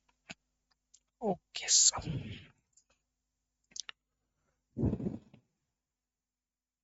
हम्म। पढ़े। यस सर पढ़िए। देखो, an entity has a following preference share in issue at the end of the year, at the end of 2004। ठीक है, मतलब उसके पास इतने प्रेफरेंस शेयर हैं। 5% रिडीमेबल, रिडीमेबल बोल दिया, रिडीमेबल बोल दिया, इसका मतलब क्या है कि ये जो 5% इसका प्रेफरेंस डिविडेंड है ना, तो ये ऑलरेडी, अगर क्वेश्चन में पीएटी दिया है, ईएटी दिया है या ईबीटी दिया है, ईबीआईटी दिया है तो वो माइनस करेंगे हम। ईबीआईटी नहीं दिया है, ईबीटी दिया है, ईएटी दिया है, तो हम ये मान के चलेंगे वो माइनस हो चुका है। देखो क्वेश्चन में लास्ट में क्या दिखा है, प्रॉफिट आफ्टर टैक्स 1,50,000।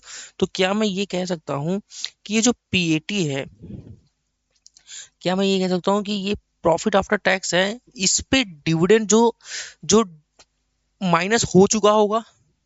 सर आप जबरदस्ती बोल रहे थे। अरे मैं जबरदस्ती नहीं बोल रहा हूँ। जब मैं तुम्हें इंडिया 109, इंडिया 32 ये सब पढ़ाऊंगा ना, तो मैं वहाँ पे ये सारी चीज बताऊंगा, क्योंकि ये फाइनेंशियल लायबिलिटी है। ये आपका मैंडेटरी है, आपको देना ही देना है, पे करना ही करना है, जैसे बैंक का लोन की तरह। आप तो सर हम बैंक का लोन भी नहीं देंगे, हम माल्या बन जाए। अरे यार माल्या वाल्या छोड़ो, ठीक है। नॉर्मल केस की बात करते हैं कि आपको पे करना है, जो जस्ट लाइक बैंक लोन। तो इसीलिए वो इंटरेस्ट की तरह ट्रीट होता है, तो यानी इस पे हम लोग डिविडेंड माइनस नहीं करेंगे, ये ऑलरेडी माइनस हो चुका है। नॉन क्यूमुलेटिव, नॉन क्यूमुलेटिव का मतलब, सर डिविडेंड डिक्लेयर होगा तो। अरे भाई जब वहां बोल दिया कि रिडीमेबल है, तो यहाँ पे नॉन क्यूमुलेटिव का क्या मतलब हुआ, अब तुम ये बताओ मुझे। नॉन क्यूमुलेटिव का मतलब यहाँ पे ये हुआ कि अमाउंट 5 साल में देना है, इंटरेस्ट नॉन क्यूमुलेटिव डिक्लेरेशन 22 पे देना है। मेरी बात समझ रहे हो। तो यहाँ पे नॉन क्यूमुलेटिव बोल दिया, okay. This share are classified as liability, यहाँ पे पहले ही बोल दिया लायबिलिटी, जो मैं आपको पहले बोल रहा था कि वो ऑलरेडी उसका माइनस हो चुका होगा। During the year an amount 1 lakh, computer using coupon rate of 5%, मतलब दो 20 लाख का 5% was paid to the preference share holder. वो बोल रहा है कि भाई हमने उसको प्रीफरेंस डिविडेंड को 5% रेडियो में पे कर दिया है, तो हम ये मान के चल रहे हैं कि अगर ये लायबिलिटी पोर्शन है तो ये ऑलरेडी डिडक्ट हो चुका है, तो इसको हम लोग कुछ भी, इसका नो ट्रीटमेंट, नो ट्रीटमेंट, इसका कोई भी ट्रीटमेंट हम लोग नहीं करेंगे, as already deducted. Okay sir. फिर क्या बोल रहा है, इंक्रीजिंग रेट, क्यूमुलेटिव। हाँ, क्यूमुलेटिव मतलब डिक्लेयर हो चाहे ना हो, डिविडेंड माइनस करेंगे। नॉन रिडीमेबल प्रेफरेंस शेयर, तो यहाँ पे नॉन रिडीमेबल बोल दिया, तो यहाँ पे मुझे डिविडेंड माइनस कर सकते हैं, क्योंकि हमारे पास तो पीएटी है, उसके बाद तो डिविडेंड माइनस होता है ना, profit after tax. Share issued at a discount in 2000। देखो यहाँ पे इंक्रीजिंग रेट क्यों बोला है, मैं आपको बताऊंगा, अभी बता दूं, अभी बता दूं तो बताओ। देखो इंक्रीजिंग रेट क्या होता है, मैं आपको बता रहा हूँ। कंपनी क्या करती है, कभी कभी कंपनियां क्या करती है कि शुरू में डिस्काउंट में शेयर इशू करती है। हाँ, कंपनी शेयर में इशू, मतलब जो उसकी फेस वैल्यू से डिस्काउंट में कंपनी इशू करती है पैसा। हाँ, शेयर इशू करती है। तो जब ऐसा कंपनी करती है ना, जैसे मान लो 1 लाख का शेयर है, कंपनी क्या कर रही है कि 10,000 का डिस्काउंट पे इशू कर रही है, तो 90,000 आया। तो अब कंपनी क्या करती है कि डिविडेंड कम देती है, और वो धीरे धीरे डिविडेंड को उठाती है, क्योंकि उसको वो डिस्काउंट मैनेज करना होता है। तो वो डिस्काउंट कहीं से तो मैनेज करेगी ना, तो डिस्काउंट वो बचा हुआ है, वही जो प्रेफरेंस डिविडेंड जो ज्यादा ज्यादा देना था वो कम कर देती है, और डिस्काउंट को मैनेज कर लेती है। तो इसी को, जो डिविडेंड का रेट आप बढ़ा रहे होते हो, वही बोल रहा है इंक्रीजिंग रेट प्रेफरेंस शेयर। मेरी बात समझ रहे हो कि नहीं समझ रहे हो। अरे यार हमने तुमको पैसा दिया 1 लाख, हाँ, तुमने वापस किया 90,000। मैं बोला अच्छा 10,000 नहीं दिया हो, ओके ठीक है, याद रखूंगा मैं 10,000। अब जब तुमने मुझे पैसा दिया, तो मैं 10,000 उससे काट लूंगा, काटूंगा ना। तो जब मुझे तुम्हें देने होंगे, मैं कहूंगा ओ अभी मैं काट के दूंगा तुम्हें पैसा, करूंगा ना, तुम ही बताओ। बिल्कुल करूंगा। ठीक है, तो यहाँ पे मैं प्रेफरेंस यूनिट कंसीडर करूंगा, क्योंकि ये नॉन रिडीमेबल है और ये क्यूमुलेटिव है, क्योंकि देंगे ही देंगे। ठीक है, with cumulative dividend rate from 2005 of 10%। अच्छा, हम लोग किस साल में, हम लोग 2004 में हैं। Profit after tax for the year 2004, और ये डिविडेंड देगा देगा कब से देगा, 2005 से देगा। शिट। तो प्रेफरेंस डिविडेंड नहीं लेना है। सर क्या बात कर रहे हैं आप, क्यों नहीं लेना है? जब वो बोल दिया कि सर ये नॉन रिडीमेबल है, क्यूमुलेटिव है, तो आप लीजिए ना। अरे ठीक है, लेकिन उसमें पहले ही टर्म में बोल दिया कि 2004 में कोई डिविडेंड ही नहीं, 2005 से दूंगा मैं। Okay. This share was issue at a discount to compensate the holder. अच्छा। ठीक है। अभी अभी अभी अभी अभी ये चीज, ये पॉइंट जो है रोक देते हैं। ठीक है, या बोलो तो करा दे।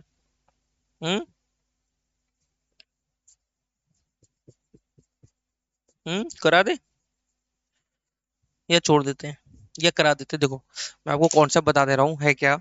जो नया कॉन्सेप्ट, देखो डिविडेंड वाला कॉन्सेप्ट तो तुम्हें समझ में आ रहा होगा कि मैं जो आपको जो बताना चाह रहा हूँ, ठीक है, जो समझ में आया आपको। उसके बाद अभी एक दो कॉन्सेप्ट के बाद एक दो तीन चीज और है जो मैं आपको बता दे रहा हूँ कि देखो क्या होता है कि शेयर इशू के समय में जो एक्सपेंस होते हैं वो, रिडीमेबल के समय में जो प्रीमियम होते हैं वो, या रिडीम डिस्काउंट पे कर रहे हो वो, ये जो भी ट्रांजैक्शन का इफेक्ट होता है वो हम इसको कंसीडर करेंगे अपने अर्निंग अवेलेबल फॉर इक्विटी के लिए। इसको कहीं रिजर्व रिजर्व से सेट ऑफ नहीं करेंगे। क्या समझ रहे हो मेरी बात? हाँ, नहीं समझ रहे हो? जनरली क्या करती है ना कंपनियां, रिडीम कर रही है प्रीमियम से तो एसपीआर जो बनाया हुआ है उससे कर लेती है। तो ऐसा नहीं करना है, सिक्योरिटी प्रीमियम रिजर्व से नहीं करना है। जो आपका अर्निंग अवेलेबल फॉर इक्विटी बच रहा है उसी से आपको माइनस इसको डिडक्ट करके चलना है। मतलब अगर कंपनी डिस्काउंट पे कर रही है तो आपको डिस्काउंट जितना भी करंट ईयर का बन रहा है आप उसको करंट ईयर से माइनस करोगे। कंपनी प्रीमियम पे दे रही है तो वो आप माइनस करोगे। तो वही यहाँ पे ये कह रहा है। अभी मैं कॉन्सेप्ट इसका पढ़ाऊंगा। देखो क्या लिखा है कि this share were issue at a discount to compensate the holder. शुरू में हमने डिस्काउंट पे इशू किया था because dividend payment will not come in until 2005। देखो बोला था मैंने कंपनी डिविडेंड कम देती है, यहाँ पे तो दे ही नहीं रही है। वो बोल रही है कि इसीलिए डिस्काउंट पे दिए थे इसलिए डिविडेंड नहीं दे रहे हैं। The accrual for the discount in the current year calculated using effective interest method amounting to से 18,000। इफेक्टिव इंटरेस्ट मेथड से मैंने आपको शुरू में जब आपको वो पढ़ाया था, बोरोइंग कॉस्ट पढ़ाया था AS 23, तो उसमें याद है मैंने आपको बताया था कि जब नेट प्रोसीडिंग में कमी हो जाती है डिस्काउंट डिस्काउंट की वजह से हम लोग क्या करते हैं, इफेक्टिव रेट ऑफ इंटरेस्ट निकालते हैं। तो वही यहाँ पे बोल रहा है कि 1 लाख का है लेकिन आपको मिला कितना, 90,000। तो अब आप क्या करते हो, अब आप एक इफेक्टिव रेट ऑफ इंटरेस्ट निकालते हो ताकि आपका हर साल डिस्काउंट इंटरेस्ट चार्ज करने पे आपकी वो वैल्यू आ जाए जितना आपको पे करना है या आपको रिडीम करना है प्रीमियम पे। तो ऐसा होता है। तो यहाँ पे तो ये बोल रहा है कि भाई 18,000 रुपये हमारा ये करंट ईयर का है, और this share are classified as equity 2 lakh, मतलब 2 लाख हमारा रिडीमेबल प्रेफरेंस शेयर है और उस पर डिस्काउंट कितना है, 18,000। तो हम इस डिस्काउंट को 18,000 को केवल माइनस करेंगे। सर 18,000 को क्यों माइनस करेंगे, क्योंकि बच्चा ये डिस्काउंट है, ठीक है। और जो आपने शुरू में कम पे किया था वो करेंट ईयर का बोल रहा है 18,000 इतना डिस्काउंट है, तो वो तो हम माइनस करेंगे बच्चा, क्या नहीं करेंगे। Okay sir. फिर आगे क्या बोल रहा है, 8% नॉन रिडीमेबल। नॉन रिडीमेबल मतलब सर लाइबिलिटी नहीं है, ओके, डिविडेंड माइनस होगा। हाँ, नॉन क्यूमुलेटिव, नॉन क्यूमुलेटिव है तो डिक्लेयर करेगा तो माइनस होगा ना, ठीक है। Eight the beginning of the year the entity had 1,08,000 preference share outstanding, but at 30 जून 2004 को it repurchase 50,000 at discount of 1,000 and 50,000। अच्छा, एट अ डिस्काउंट ऑफ 1,000 रुपये पे। अच्छा तो तुम मुझे एक बात बताओ, क्या यहाँ कहीं भी बोला कि कंपनी ने डिक्लेयर किया, डिक्लेरेशन के बारे में कोई इन्फॉर्मेशन दिया? डिक्लेरेशन के बारे में नो इन्फॉर्मेशन। कंपनी ने डिक्लेयर किया, ये बोल दिया ना नॉन क्यूमुलेटिव, तो डिक्लेरेशन बोलता कि प्रीवियस ईयर का करंट ईयर में दे रहे हैं तो ना मैं माइनस करता। यहाँ पे तो ऐसा कुछ बोला ही नहीं है, यहाँ पे तो बस यही बोला है कि इसने क्या कर दिया, इसने तो और रीपर्चेज कर लिया। हाँ, 1 लाख था उसमें से उसने 50,000 रीपर्चेज कर लिया, बाई बैक कर लिया एक तरीके से, है, एट अ डिस्काउंट ऑफ 1,000। अब एक बात बताओ मुझे, तुम जब शेयर प्रेफरेंस शेयर लिए, मतलब प्रेफरेंस शेयर दिए तो तुमने 50,000 लिया, और जब वो प्रेफरेंस शेयर तुम वापस कर रहे हो तो तुम कितना दे रहे हो, 49,000। तो 1,000 मार्जिन बचा के क्यों चल रहे हो? 1,000 तुम्हारा यहाँ पे क्या हो गया है, फायदा हो गया। तो 1,000 तुम क्या करोगे यहाँ पे, प्लस कर दोगे। अरे सर क्या बात, अरे मैं कहाँ क्वेश्चन में बोल रहा है कि आप जो बाईबैक कर रहे हो 1,000 डिस्काउंट पे कर रहे हो। मतलब ऐसा हुआ कि भाई तुम जब वापस शेयर मांग रहे हो अपना, मतलब कंपनी जो शेयर होल्डर आपको वापस मतलब तुम दे रहे हो ले रहे हो जो भी, तो 1,000 डिस्काउंट पे दे रहे हो। कमाल है यार। ठीक है, फायदा हो रहा है ना 1,000 का आपका। अब क्या लिखा है, 7% क्यूमुलेटिव। क्यूमुलेटिव का मतलब, सो डिविडेंड डिक्लेयर हो चाहे ना हो जाएगा, okay. Convertible preference share, convertible मतलब सर, मतलब वो इक्विटी में कन्वर्ट हो सकते हैं। अच्छा, कन्वर्ट कन्वर्ट हो भी गए। This share were classified as equity until their conversion into ordinary share at the beginning of the year. ये क्या ये शेयर शुरू में ही कन्वर्जन हो गए? तो भाई इस पे भी प्रेफरेंस डिविडेंड माइनस नहीं होगा। ठीक है, no dividend was accrued in respect of the year, कोई डिविडेंड अक्रू हुआ ही नहीं। Although the previous year dividend was paid immediately prior to conversion, previous year का डिविडेंड भी पहले ही कन्वर्जन से पहले पे हो चुका था। ठीक है, to induce conversion the term of conversion of 7% convertible preference share were also amended. ठीक है, जो 7% है वो भी अमेंड कर दिया गया। Revise the term entitle the preference share holder to additional 100 ordinary share on the conversion with fair value of 300। वो ये बोल रहा है कि भाई हमने क्या किया है, वो जो 7% था वो चेंज कर दिया, क्योंकि डिविडेंड जो होता था अब वो इक्विटी शेयर में आ गया। अब उसके बदले में हम लोग क्या कर रहे हैं, उसको 100 शेयर दे रहे हैं, और एक शेयर कितने का है, 300 का है। एक शेयर कितने का है, 300 का है। तो आप मुझे एक बात बताओ, आप एक्स्ट्रा पैसा उसको कितना दे रहे हो? आप उसको एडिशनल शेयर दे रहे हो ना, additional share with fair value 300, मतलब आप एडिशनल कितने का दे रहे हो शेयर, 30,000 का शेयर दे रहे हो। तो ये भी आपका नुकसान हो रहा है, ये भी आप माइनस कर लोगे। देखो 18,000 माइनस करोगे, 1,000 जोड़ दोगे, 18,000 माइनस 1,000 जोड़ 30,000 माइनस कर दोगे। समझ में आया बच्चों? तो आपका 1,03,000 रुपये आ जाएगा। सर ये 100 शेयर दे रहा है, 300 का एक है, तो आप इसको क्यों कंसीडर कर रहे हो? क्योंकि बच्चों ये आपका एक्सपेंस हो गया, आपने इतना शेयर और दे दिया कन्वर्ट करने पे आपने उसको, तो ये तो एक्सपेंस हो गया ना। आप इसको क्या रिकॉर्ड करोगे, पैसा तो आपने उससे लिया नहीं। इक्विटी शेयर कैपिटल टू तो करोगे, लेकिन डेबिट क्या करोगे, एक्सपेंस तो डेबिट करोगे ना, एक्सपेंस तो एक्सपेंस हो गया ये, सिंपल। मजा आया? इतना बड़ा क्वेश्चन था, सिंपल था यार। क्या तुम लोग परेशान होते हो? हम्म, बताओ, कोई दिक्कत हुई? हम्म,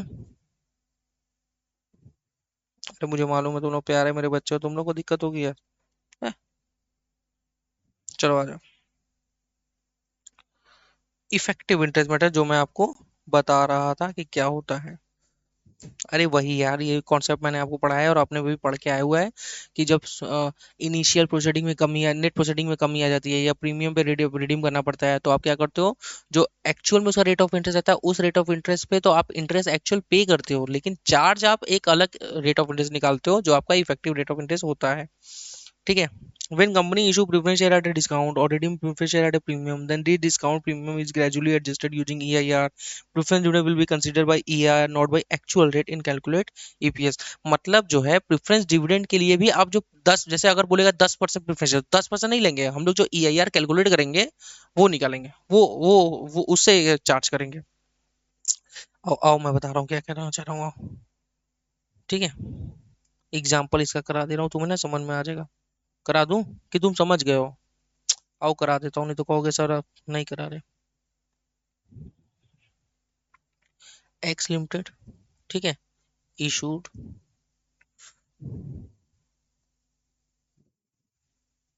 issued preference share capital of rupees 10%, 10% preference share capital of rupees 1,00,000। 10% हर साल उस पर इंटरेस्ट देना है। ठीक है, at a discount of 10%। Company have to redeem after 5 year at a premium of 5%। मतलब 5% प्रीमियम पे भी देना है, और इशू भी 10% डिस्काउंट पे हुआ था। तो शुरू में जब नेट प्रोसीडिंग अगर मैं बात करूं, ठीक है, calculation of net proceeding at beginning, तो कितना आया, ठीक है, फेस वैल्यू कितनी है, फेस वैल्यू है आपकी 1 लाख। ठीक है, डिस्काउंट कितना है सर, डिस्काउंट है आपका, डिस्काउंट है आपका 10% है, 10,000 आपका डिस्काउंट हो गया, तो आपका कितना हो गया, ये 90,000 हो गया ना 10,000। और आपको रिडीम कितना करना है, रिडीम आपको कितना करना है, redeemable amount at fifth year कितना करना है सर, फेस वैल्यू तो करना ही है 1 लाख, प्लस 5% प्रीमियम, ये तो 10% था, 10% डिस्काउंट ये माइनस हो जाएगा, 5% ये प्रीमियम पे करना है, प्रीमियम पे करना है ना, तो कितना 5,000, तो यानी कितना प्रीमियम कितना पे करना है, 1,05,000 करना है ना। अब आपको जो है, अब याद करो, आप मैंने आपको क्या बताया था, मैंने आपको बताया था कि इफेक्टिव इंटरेस्ट रेट आपको क्वेश्चन में दिया होगा नहीं दिया होगा, तो आप क्या करते हो कि आप जो है उसको क्या करते हो, रेट ऑफ इंटरेस्ट निकाल के प्रेजेंट मतलब एक नॉर्मल रेट ऑफ इंटरेस्ट पे, मतलब ये क्या करते हो आप जो है 10% ले लेते हो, फिर 12% ले लेते थे, 15% ले लेते थे, उससे आप क्या करते थे, आप उसको बीट करते थे और आप एक रेट ऑफ इंटरेस्ट लेके आते थे ताकि आपकी नेट प्रोसीडिंग इतने पे आ जाए। तो अभी हमको वो नहीं करना है, आपको क्वेश्चन में दिया होगा, तो आप करोगे क्या, अब जैसे मान लो मैं कह रहा हूँ कि 12% की रेट से आप लेके चल रहे हो, तो 12% से आप क्या करोगे, हर साल 10,000 रुपए इंटरेस्ट, इंटरेस्ट कितना है, 10,000 रुपए, 10,000 कैसे आया सर, 1 लाख का, 1 लाख था ना, 1 लाख का 10%, तो हर साल 10,000 रुपए ही हो गया, 10,000, 10,000, है ना, क्वेश्चन में आपको दिया रहेगा, उसमें आपको कोई टेंशन नहीं है, 10,000, और 5वें साल में 10,000 ये तो देना ही है, प्लस 1,05,000 भी देना है, यानी पूरा कितना देना है, 1,05,000। तो अब क्या करोगे, अब आप डिस्काउंटिंग फैक्टर से ये पूरा मल्टीप्लाई करके आप इसकी प्रेजेंट वैल्यू निकालोगे, तो देखो कितना आ जाएगा, 1/1.12 इक्वल टू मेमोरी प्लस 1, 2, 3, 4, 5, तो ये आपका आ गया 5 साल का डिस्काउंटिंग फैक्टर 3.604। ठीक है, मल्टीप्लाई बाई 10,000 पहले कर लेते हैं, मल्टीप्लाई बाई इसको 10,000 कर लेते हैं, तो सर कितना आ जाएगा, 36,047 रुपए ये आ गया। ठीक है, रुक जाओ, 10,000, ठीक है, अब 5वें साल में कितना था हमारा, 1,05,000, इसको तो 5वें साल के डिस्काउंटिंग फैक्टर यूज करेंगे, 5वें साल का कितना आ रहा है, 1/1.12, 1, 2, 3, 4, 5, मल्टीप्लाई बाई 0.567, कितना आ रहा है सर, ये आपका आ गया 59,579, मतलब 580, 59,580, तो सर टोटल कितना आ गया, 59,580 प्लस 36,047, सर ये हो गया 9,56,000, सॉरी 95,627। अब देखो, अब आप क्या करोगे, अब आप ओपनिंग बैलेंस पकड़ के चलोगे कितना, 95,627। अब आप इंटरेस्ट इंटरेस्ट चार्ज करोगे ना इस पे, इंटरेस्ट कितना चार्ज करोगे आप, 12% की रेट से चार्ज करोगे, यानी कि 95,627 मल्टीप्लाई बाई 12%, 12% कितना आ गया, 11,474, मतलब 475 ले लेते हैं, 11,475, और इंटरेस्ट में एक्चुअली पे कितने करोगे, 10% पे, 10% कितना था, यानी कि 10,000 रुपए, हर साल आप 10,000 पे, और ये क्लोजिंग बैलेंस। तो अब समझ में आया मैं क्या कहना चाह रहा हूँ, माइनस 10,000, तो सर ये आपका आ गया 9,70,000, मतलब सॉरी 97,099। ठीक है, ये क्या आ रहा है, 95,627 मल्टीप्लाई बाई 12%, ठीक है, प्लस ये इतना हो गया माइनस 10,000। हाँ, हाँ कुछ गलत आया क्या, एक बार और कर लेते हैं, 95,627 मल्टीप्लाई बाई 12%, ठीक है, plus 8,710 minus 10,000, 97,102, I am sorry, 97,102। तो देखो, तो जो आप डिविडेंड कैलकुलेट करते हो ना, वो 10% नहीं, ये वाला नहीं ले लोगे, ये नहीं लोगे, आप इसको कंसीडर करोगे प्रेफरेंस डिविडेंड को।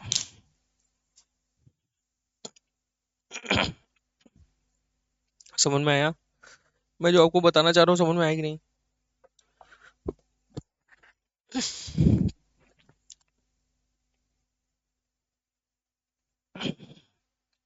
हम्म, तुम्हें समझ में आ रहा है मैं क्या बोल रहा हूँ, आ रहा है या नहीं आ रहा है। तो मुझे बताओ, तुम इस पे कैलकुलेट करोगे? ये 10,000 नहीं लोगे, यही वो यहाँ पे कह रहा है कि preference dividend will be consider by EIR not by actual rate. मैंने यहाँ पे जगह नहीं दी हुई है, अगर आपको अपने नोट्स में लिखना है तो आप नोट्स में लिख लो, कोई ऐसा दिक्कत वाली बात नहीं है, आपको समझ में आ जाएगा। मैं क्वेश्चन इसके लिए आपको कराऊंगा, डोंट वरी अबाउट इट।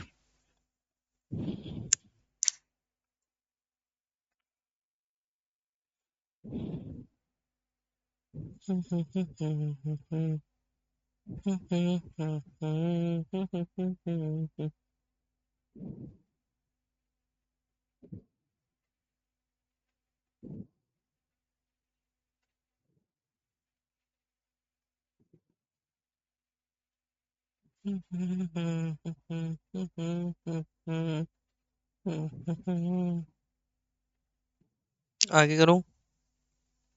बोलूं? बताओ मुझे। चलो, एक बार सब कुछ देख भी लूं, सही है या नहीं सही है।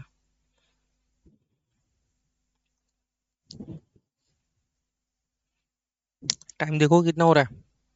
हम्म दिख रहा है? हम्म? दिख रहा नहीं दिख रहा, बताओ मुझे, बताओ।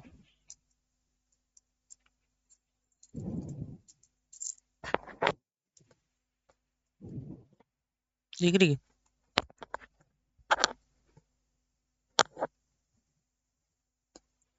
12:45 हो रहा है रात के। सर आप दिन में क्यों नहीं शूट करते? सर आप मॉर्निंग में क्यों नहीं शूट करते?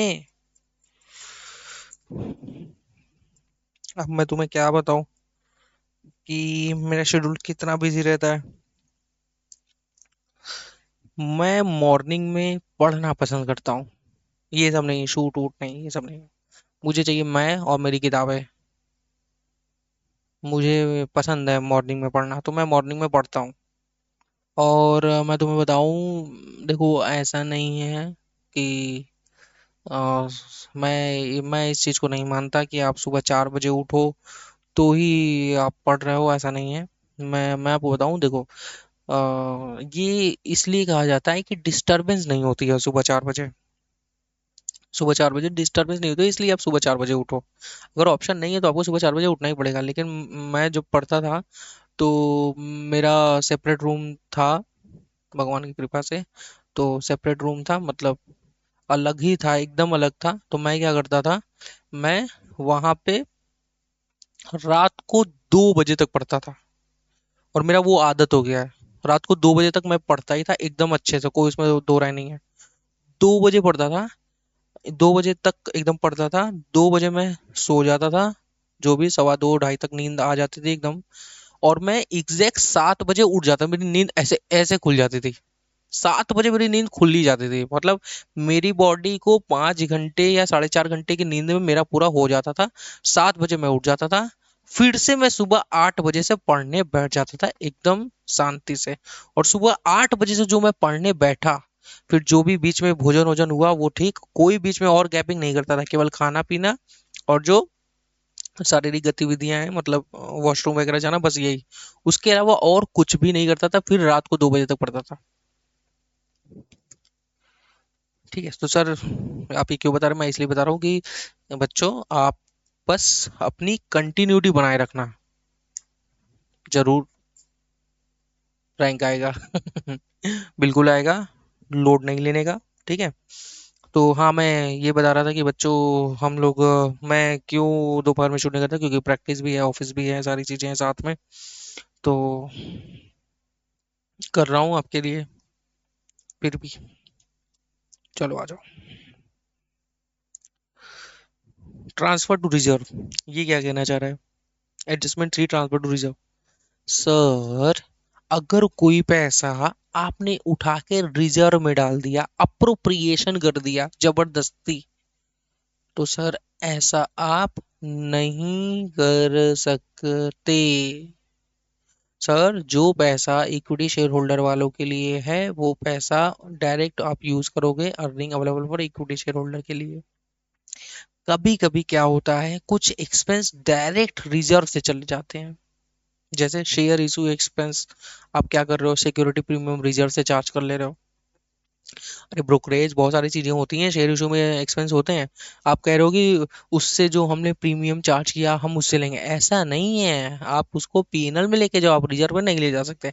इफ एनी इनकम और expense directly adjusted in security premium और other reserve instead of P&L, it must be considered while calculating EPS. Share issue expense directly debited to SPR. कोई expense अगर वो revenue nature का है, तो आप उसको प्रॉफिट एंड लॉस में लेके जाएंगे ना, ना कि आप रिजर्व में लेके जाएंगे। क्यों रिजर्व लेके में जा रहे हो? नेट करना बहुत ज्यादा आपको पसंद है, आप ऐसा नहीं कर सकते क्योंकि ये रिपोर्टिंग का सही तरीका नहीं है। ओके सर, आप उसको पकड़ के वापस कहाँ लेके आओगे? पीएनएल में लेके आओगे। Any appropriation of PNL to reserve shall be reverse to PNL. मतलब अगर कोई पीएनएल से आपने अप्रोप्रिएशन किया हुआ है तो आप उसको वापस पीएनएल में लेके आओ। ओके। अगला point, premium discount on early redemption of preference share capital. Sir equity share capital क्यों नहीं बोला? अरे इक्विटी शेयर कैपिटल को अर्ली रिडम्पशन कैसे कर दोगे? कंपनी बंद कर दोगे क्या? नहीं ना। मैं बहुत जल्दी ऐसे से बोल रहा हूँ क्या? नहीं ना। ठीक है, दो थोड़ा सा धीमे बोलता हूँ, चलो ठीक है। नहीं नहीं सर, आप ठीक बोल रहे हैं। तुम ही लोग बोल रहे हो यार, तेज बोल रहा हूँ, तुम ही लोग बोल रहे हो धीमे बोल रहा हूँ, कंफ्यूज कर दे रहे हो मुझे। चलो देखो, इन केस ऑफ प्रीमियम और discount take place at a time of, वैसे एक बार बताओ बच्चों, मुझे लगता है कि हम लोग जैसे जैसे अभी मैं देख रहा था कि हम लोगों ने कितने घंटे हम लोगों ने कवर किए हैं, तो कितने टोटल नंबर ऑफ लेक्चर हमारे होंगे? अगर 3 घंटे नहीं, टोटल नंबर ऑफ आवर कितने होंगे? तो मैं आपको बता रहा हूँ कि बच्चों, हम लोगों ने बहुत कम समय में बहुत ज्यादा टॉपिक पढ़े हैं। हाँ सच्ची बता रहा हूँ। मतलब मुझे लगता है कि मैं आपको बताऊं कि 80-90 घंटा में हम लोग ये 16-17 टॉपिक पढ़ चुके हैं। 80-90 घंटा, मतलब एक दिन अगर आप 2.5 से 3 घंटे की क्लास अगर आप देख रहे हो, तो आपका कितना हो गया? 70 घंटे, 70-80 घंटे हो ही गए। तो इतने ही घंटे में हम लोगों ने 16-17 टॉपिक पढ़ लिए हैं। तो इसका मतलब ये है कि मैं मुझे जहां तक लग रहा है कि मुझे कितने नंबर ऑफ लेक्चर और लेने पड़ेंगे, मुझे 20-25 लेक्चर और लूंगा मैं, और आपका पूरा ये क्लास में पूरा एफआर आपका कंप्लीट हो जाएगा। हाँ, जो वो एक हुआ नहीं था कि 300 घंटे लगेंगे, ऐसा है वैसा है, तो ऐसा कुछ भी नहीं होगा।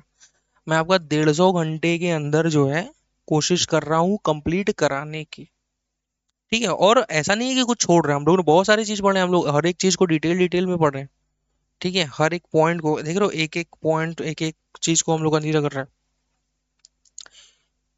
तो ऐसा है, तो मैं आपको बता रहा हूँ। Okay. In case of premium और discount take place at a time of buyback of preference share. Sir buyback क्या होता है? अब देखो, ऐसे ऐसे चीजें आ जाती है तो अपने को रुकना पड़ता है कि सर बायबैक क्या होता है। बताओ मुझे बायबैक क्या होता है, बताओ। बताओ बताओ मुझे, बताओ बायबैक क्या होता है सर, बता दीजिए सर, मैं नहीं पता सर। अरे बताओ मुझे, बताओ बायबैक क्या होता है। देखो, बायबैक होता है बच्चों, कंपनी क्या करती है, यार हमें पता है, हमें मालूम है, अच्छा ठीक है, तो मालूम है। कंपनी अपने शेयर को वापस मांग लेती है। क्यों ऐसा करती है? क्योंकि कंपनी अपना जो जो मेजॉरिटी शेयर होल्डर है, जिनका कंट्रोल होता है, वो अपना साम्राज्य थोड़ा ज्यादा कंट्रोल और इस्टेब्लिश करना चाहती है, तो इस केस में कंपनी अपने शेयर वापस मांगती है। और भी बहुत सारे रीजन होते हैं। तो उस समय क्या होता है, कंपनी लालच देती है। लालच क्या? मार्केट में तुम्हारे शेयर की प्राइस चल रही है 120 रुपए, हम तुम्हें दे रहे हैं 150 रुपए, तो 30 रुपए जो एक्स्ट्रा दिया है वो कहाँ जाएगा? पीनल में जाएगा। ओके। कभी कभी कंपनी की हालत बहुत खराब होती है, 120 के शेयर को 90 रुपए में कंपनी बेचती है, तो भी लोग जो है, मतलब तो भी लोग खरीद ले, मतलब कंपनी वापस लोग बेच देते हैं कि उसको लग रहा है कंपनी की परफॉर्मेंस अच्छी नहीं है। मेरी बात समझो। तो उस केस में क्या होता है, इन केस ऑफ प्रीमियम और discount take place at the time of buyback of preference share due to early redemption. Early मतलब उनको ऑफर दे रही है कि भाई तुम चलो अर्ली रिडीम कर लो, तुम्हें हम 90 का दे रहे हैं, पर तुम अगर रह जाओगे तो तुम्हें तो 100 रुपए का 100 रुपए दे देंगे, तुम्हें चलो अभी ले लो, तुम 100 का 90, मतलब हम तुम्हें 90 रुपए देते हैं, तो 10 रुपए का फायदा हो गया ना। तो वही। तो then difference between payment and carrying amount of preference share capital will be charge to PNL while computing EPS. Income और एक्सपेंस दोनों हो सकता है, कोई भी चीज हो सकती है। अगर ज्यादा पेमेंट दे रहे हो तो एक्सपेंस, कम पेमेंट दे रहे हो तो income. Amount paid for buyback minus carrying amount of preference share capital. Okay sir. Investor जो मार्केट से ज्यादा रिटर्न मिल रहा है तो बेच देगा ना। वो सोचेगा यहाँ पे क्यों, यहाँ पे हमें 5% प्रेफरेंस शेयर मिल रहा है और कम, और दूसरे जगह हमें 7% मिल रहा है, तो वो क्यों रुकेगा, वो बोलेगा कम पैसा दो हमें बेचो। मतलब वो शेयर होल्डर अपना शेयर बेच देगा, वो दूसरी जगह जाएगा। बिल्कुल बेच सकता है। Early redemption can be through cash और कन्वेंशन। अरे डीजे वाले, कन्वर्जन।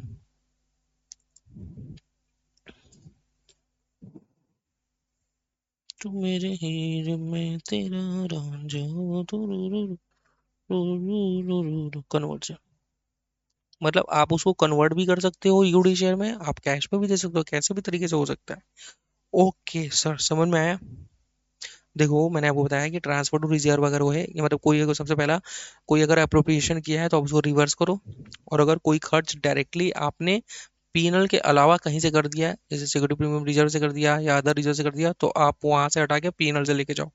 उसके पहले क्या पता, effective interest rate of method, वो तो आपने बचपन में ही पढ़ा था।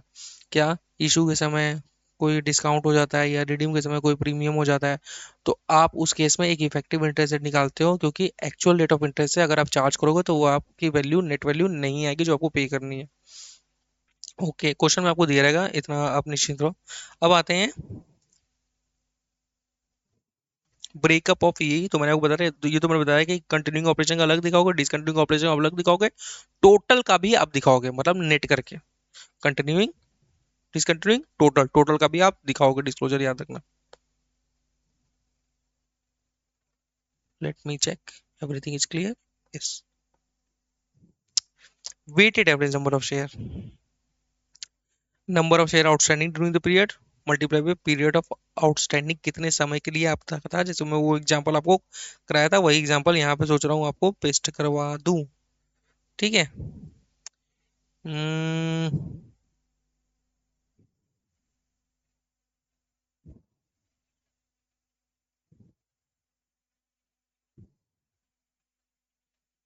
आ जाओ आ जाओ आ जाओ। ये weighted average number of share जो मैंने आपको बताया था बच्चों, जो मैंने आपको कराया था ना ऊपर। जो मेरी हीर में तेरा रांझा,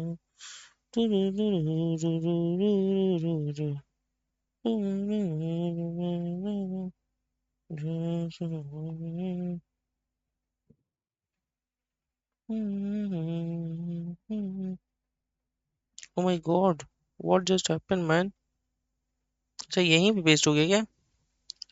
नीचे जाओ नीचे जाओ नीचे जाओ, नीचे जाओ नीचे जाओ नीचे जाओ नीचे जाओ, और नीचे जाओ, और अरे अरे, बस बस, अरे, no no no, what just happened man, come here.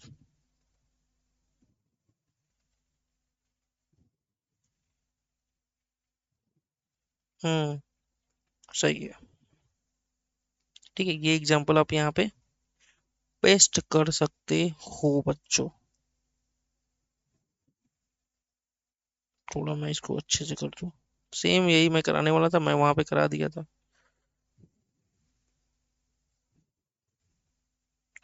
तू मेरी हीर में तेरा रांझा, करता हूँ मैं तुझसे ही वादा।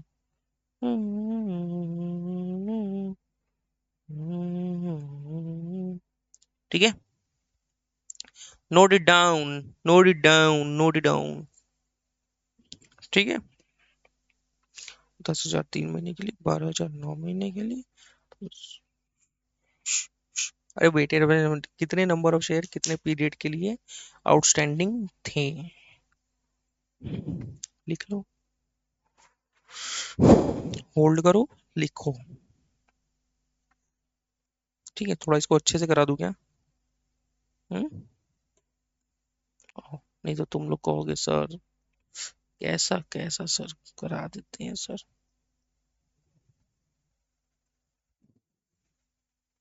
आओ करा दे रहा हूँ।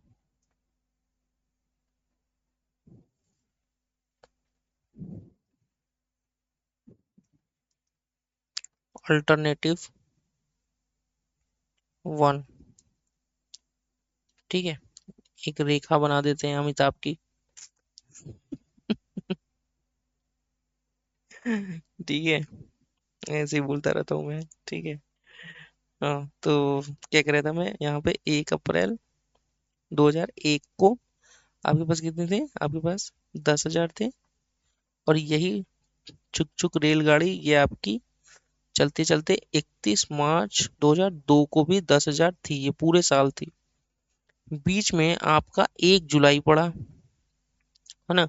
यहाँ पे 1 जुलाई पड़ा, 1 जुलाई को आपने 2,000 शेयर और इशू किए, तो ये जुलाई से लेके 31 मार्च तक थी। ठीक है, ये कितने महीने के लिए थी? ये आपकी 9 महीने के लिए थी, ये आपकी 12 महीने के लिए थी। तो यानी weighted average number of share अगर मैं निकालना चाहूँ तो 10,000 आपका कितने महीने के लिए था? 12/12, 12/12 के महीने के लिए था, प्लस 2,000 आपका कितने महीने के लिए था? सर 9 डिवाइड बाई 12, केवल 9 महीने के लिए था। तो weighted average number of share कितना हो जाएगा? 2000 × 9 डिवाइड बाई 12, तो सर ये हो जाएगा 1500।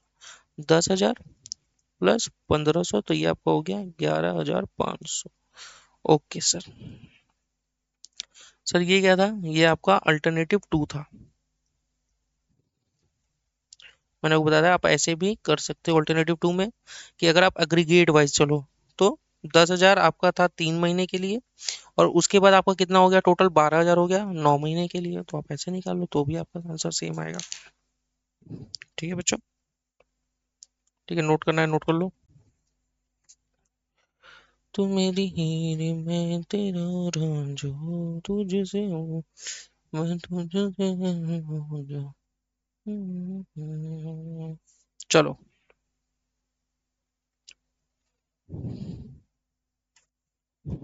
हम्म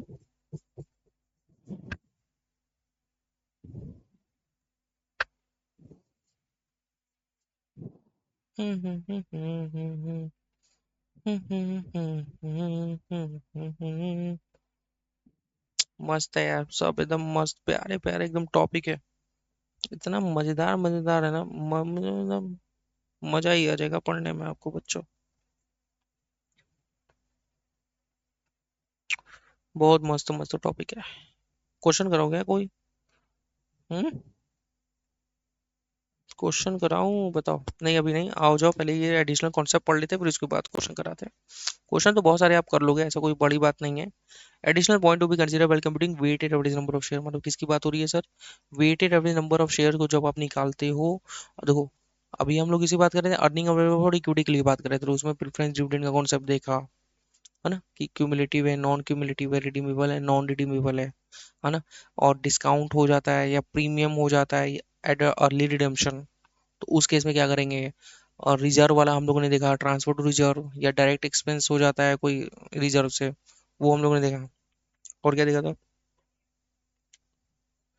ठीक है, premium, discount, transfer to reserve, effective interest method वाला भी हम लोगों ने देखा, कि आप अगर ऐसा होता है कि डिस्काउंट और प्रीमियम है तो आप जो है वो रेट से करोगे। ठीक है, प्रेफरेंस डिविडेंड वाला पॉइंट देखा। ठीक है, तो हम लोगों ने काफी पॉइंट्स हम लोगों ने आज ही देख लिए, बहुत ज्यादा इंप्रेसिव। अब हम लोग बात कर रहे हैं किस पे? Weighted average number of share पे, तो उस पे तो टाइम फैक्टर हम लोग देखते हैं, ये आपको पता ही है। ठीक है, अब आते हैं weighted average number of share को मद्देनजर रखते हुए हम लोगों को क्या क्या देखना है। Okay sir, let me check कि सब कुछ ठीक है। हम्म क्योंकि पता है ना, बहुत दुख है। चलो, तो देखो क्या लिखा है weighted average number of share में। बाय बैक, सर हम लोग पढ़े हैं कि बाय बैक में क्या होता है, बताओ क्या होता है?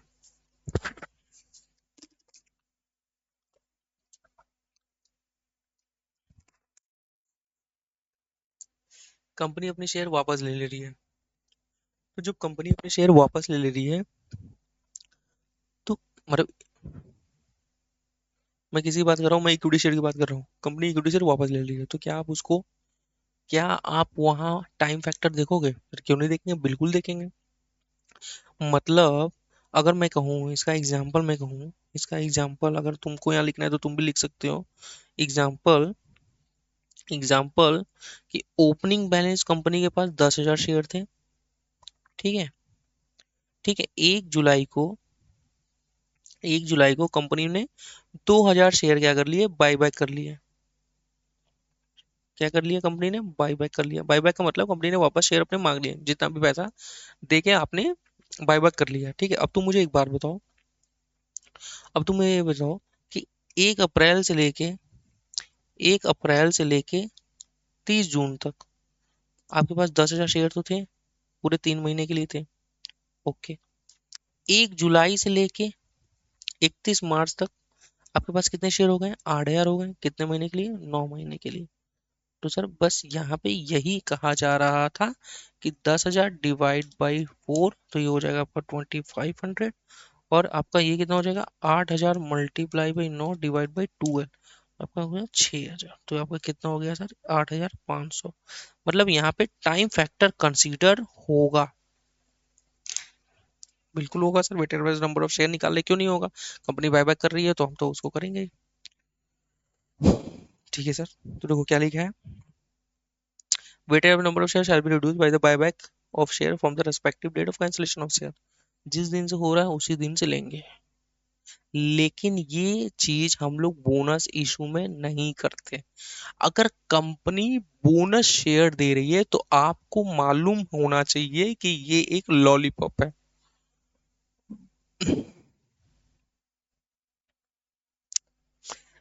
बाईबैक अलग केस होता है, कंपनी का जो रिसोर्सेज है, जो फंड है, वो प्रभावित होता है।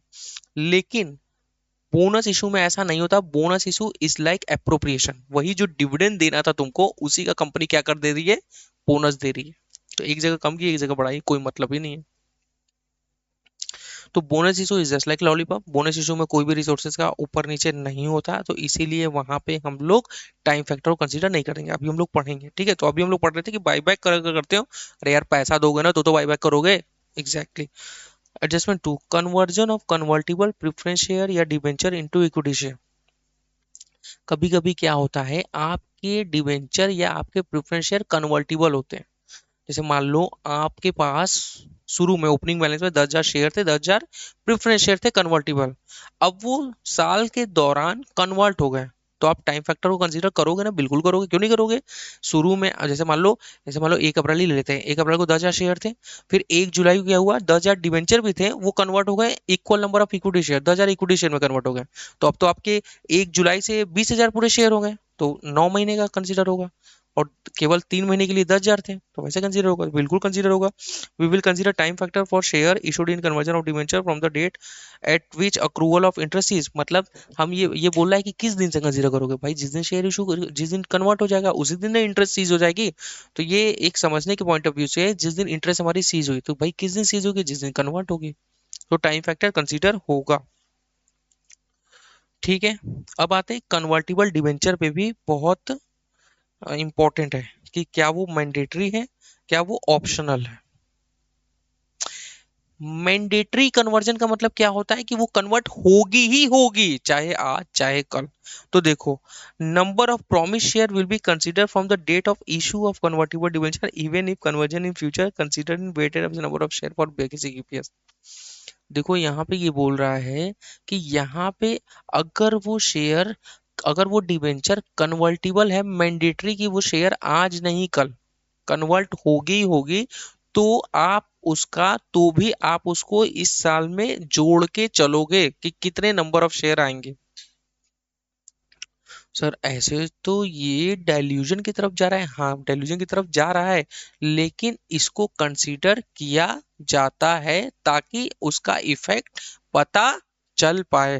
तो सर इसका इंटरेस्ट भी माइनस होगा, इंटरेस्ट भी ऐड ऑन हो जाना चाहिए। नहीं, अगर इंटरेस्ट भी ऐड आप कर दोगे तो वो तो डाइल्यूटेड ईपीएस पे हो जाएगा। ये तब की बात हो रही है ना, ये तब की बात हो रही है जब ना सारे इसके कंडीशन फुलफिल हो चुके हैं। मतलब ऑल कंडीशन, जैसे कंडीशन, ऑल कंडीशन मेट है। केवल हम लोग, केवल किसका वेट हो रहा है? Only waiting for time to complete. केवल टाइम का कंप्लीट हो रहा है तो तब की बात हो रही है। मतलब उसके पीछे जो भी कंडीशन रखे होंगे कि आप इतना या इतने साल तक सर्विस देनी है, या इतना हमारी, या कोई non condition, non market, non financial condition हो गया, हमारी प्रॉपर्टी इतनी हो गई, हमारी शेयर के प्राइस इतने हो गए, तो उस केस की बात हो रही है। सारी कंडीशन फुलफिल है, केवल टाइम, भाई अगले साल तुम्हें दे देंगे तो भाई इसी साल आप उसको कन्वर्ट करो, इक्वल नंबर ऑफ शेयर कितना होता तो।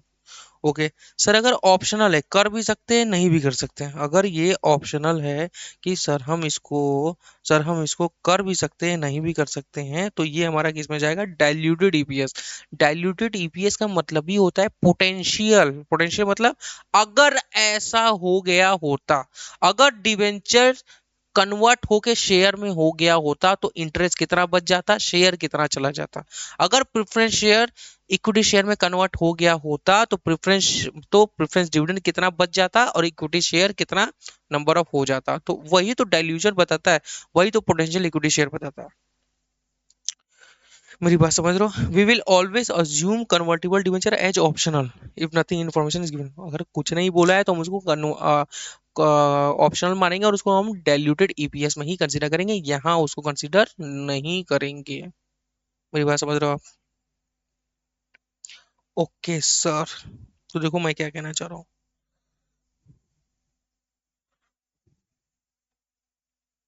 तू मेरी हीर मैं तेरा रांझा, कर दे मैं तुझसे वादा।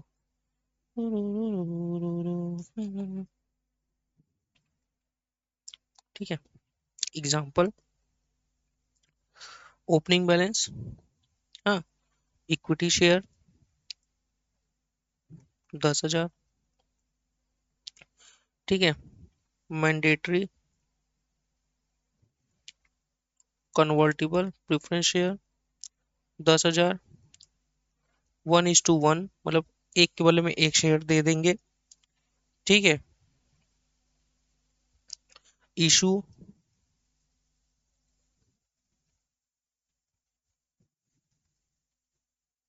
इशू एज ऑन, ठीक है, 30 जून।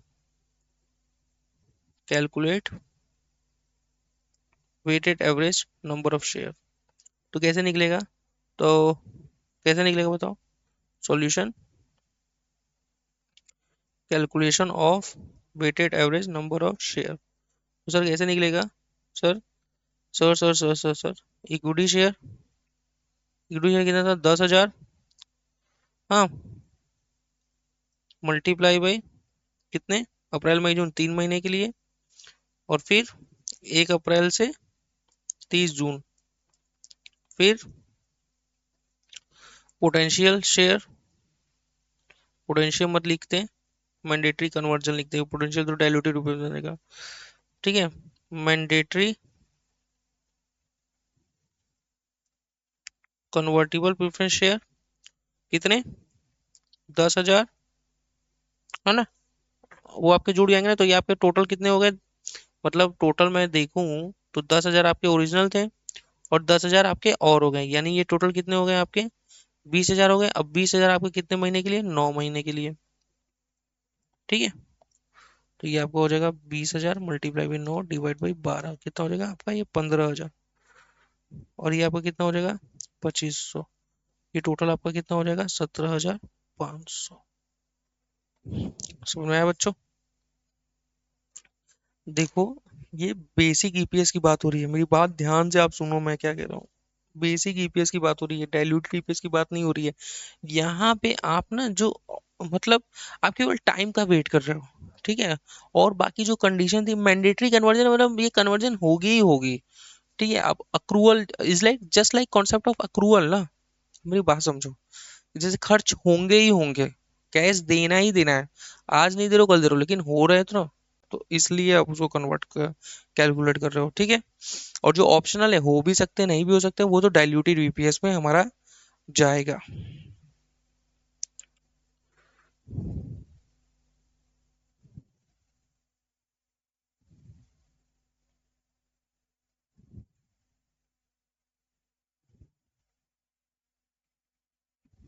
तू मेरी हीर मैं तेरा रांझा, तुझसे तुझसे।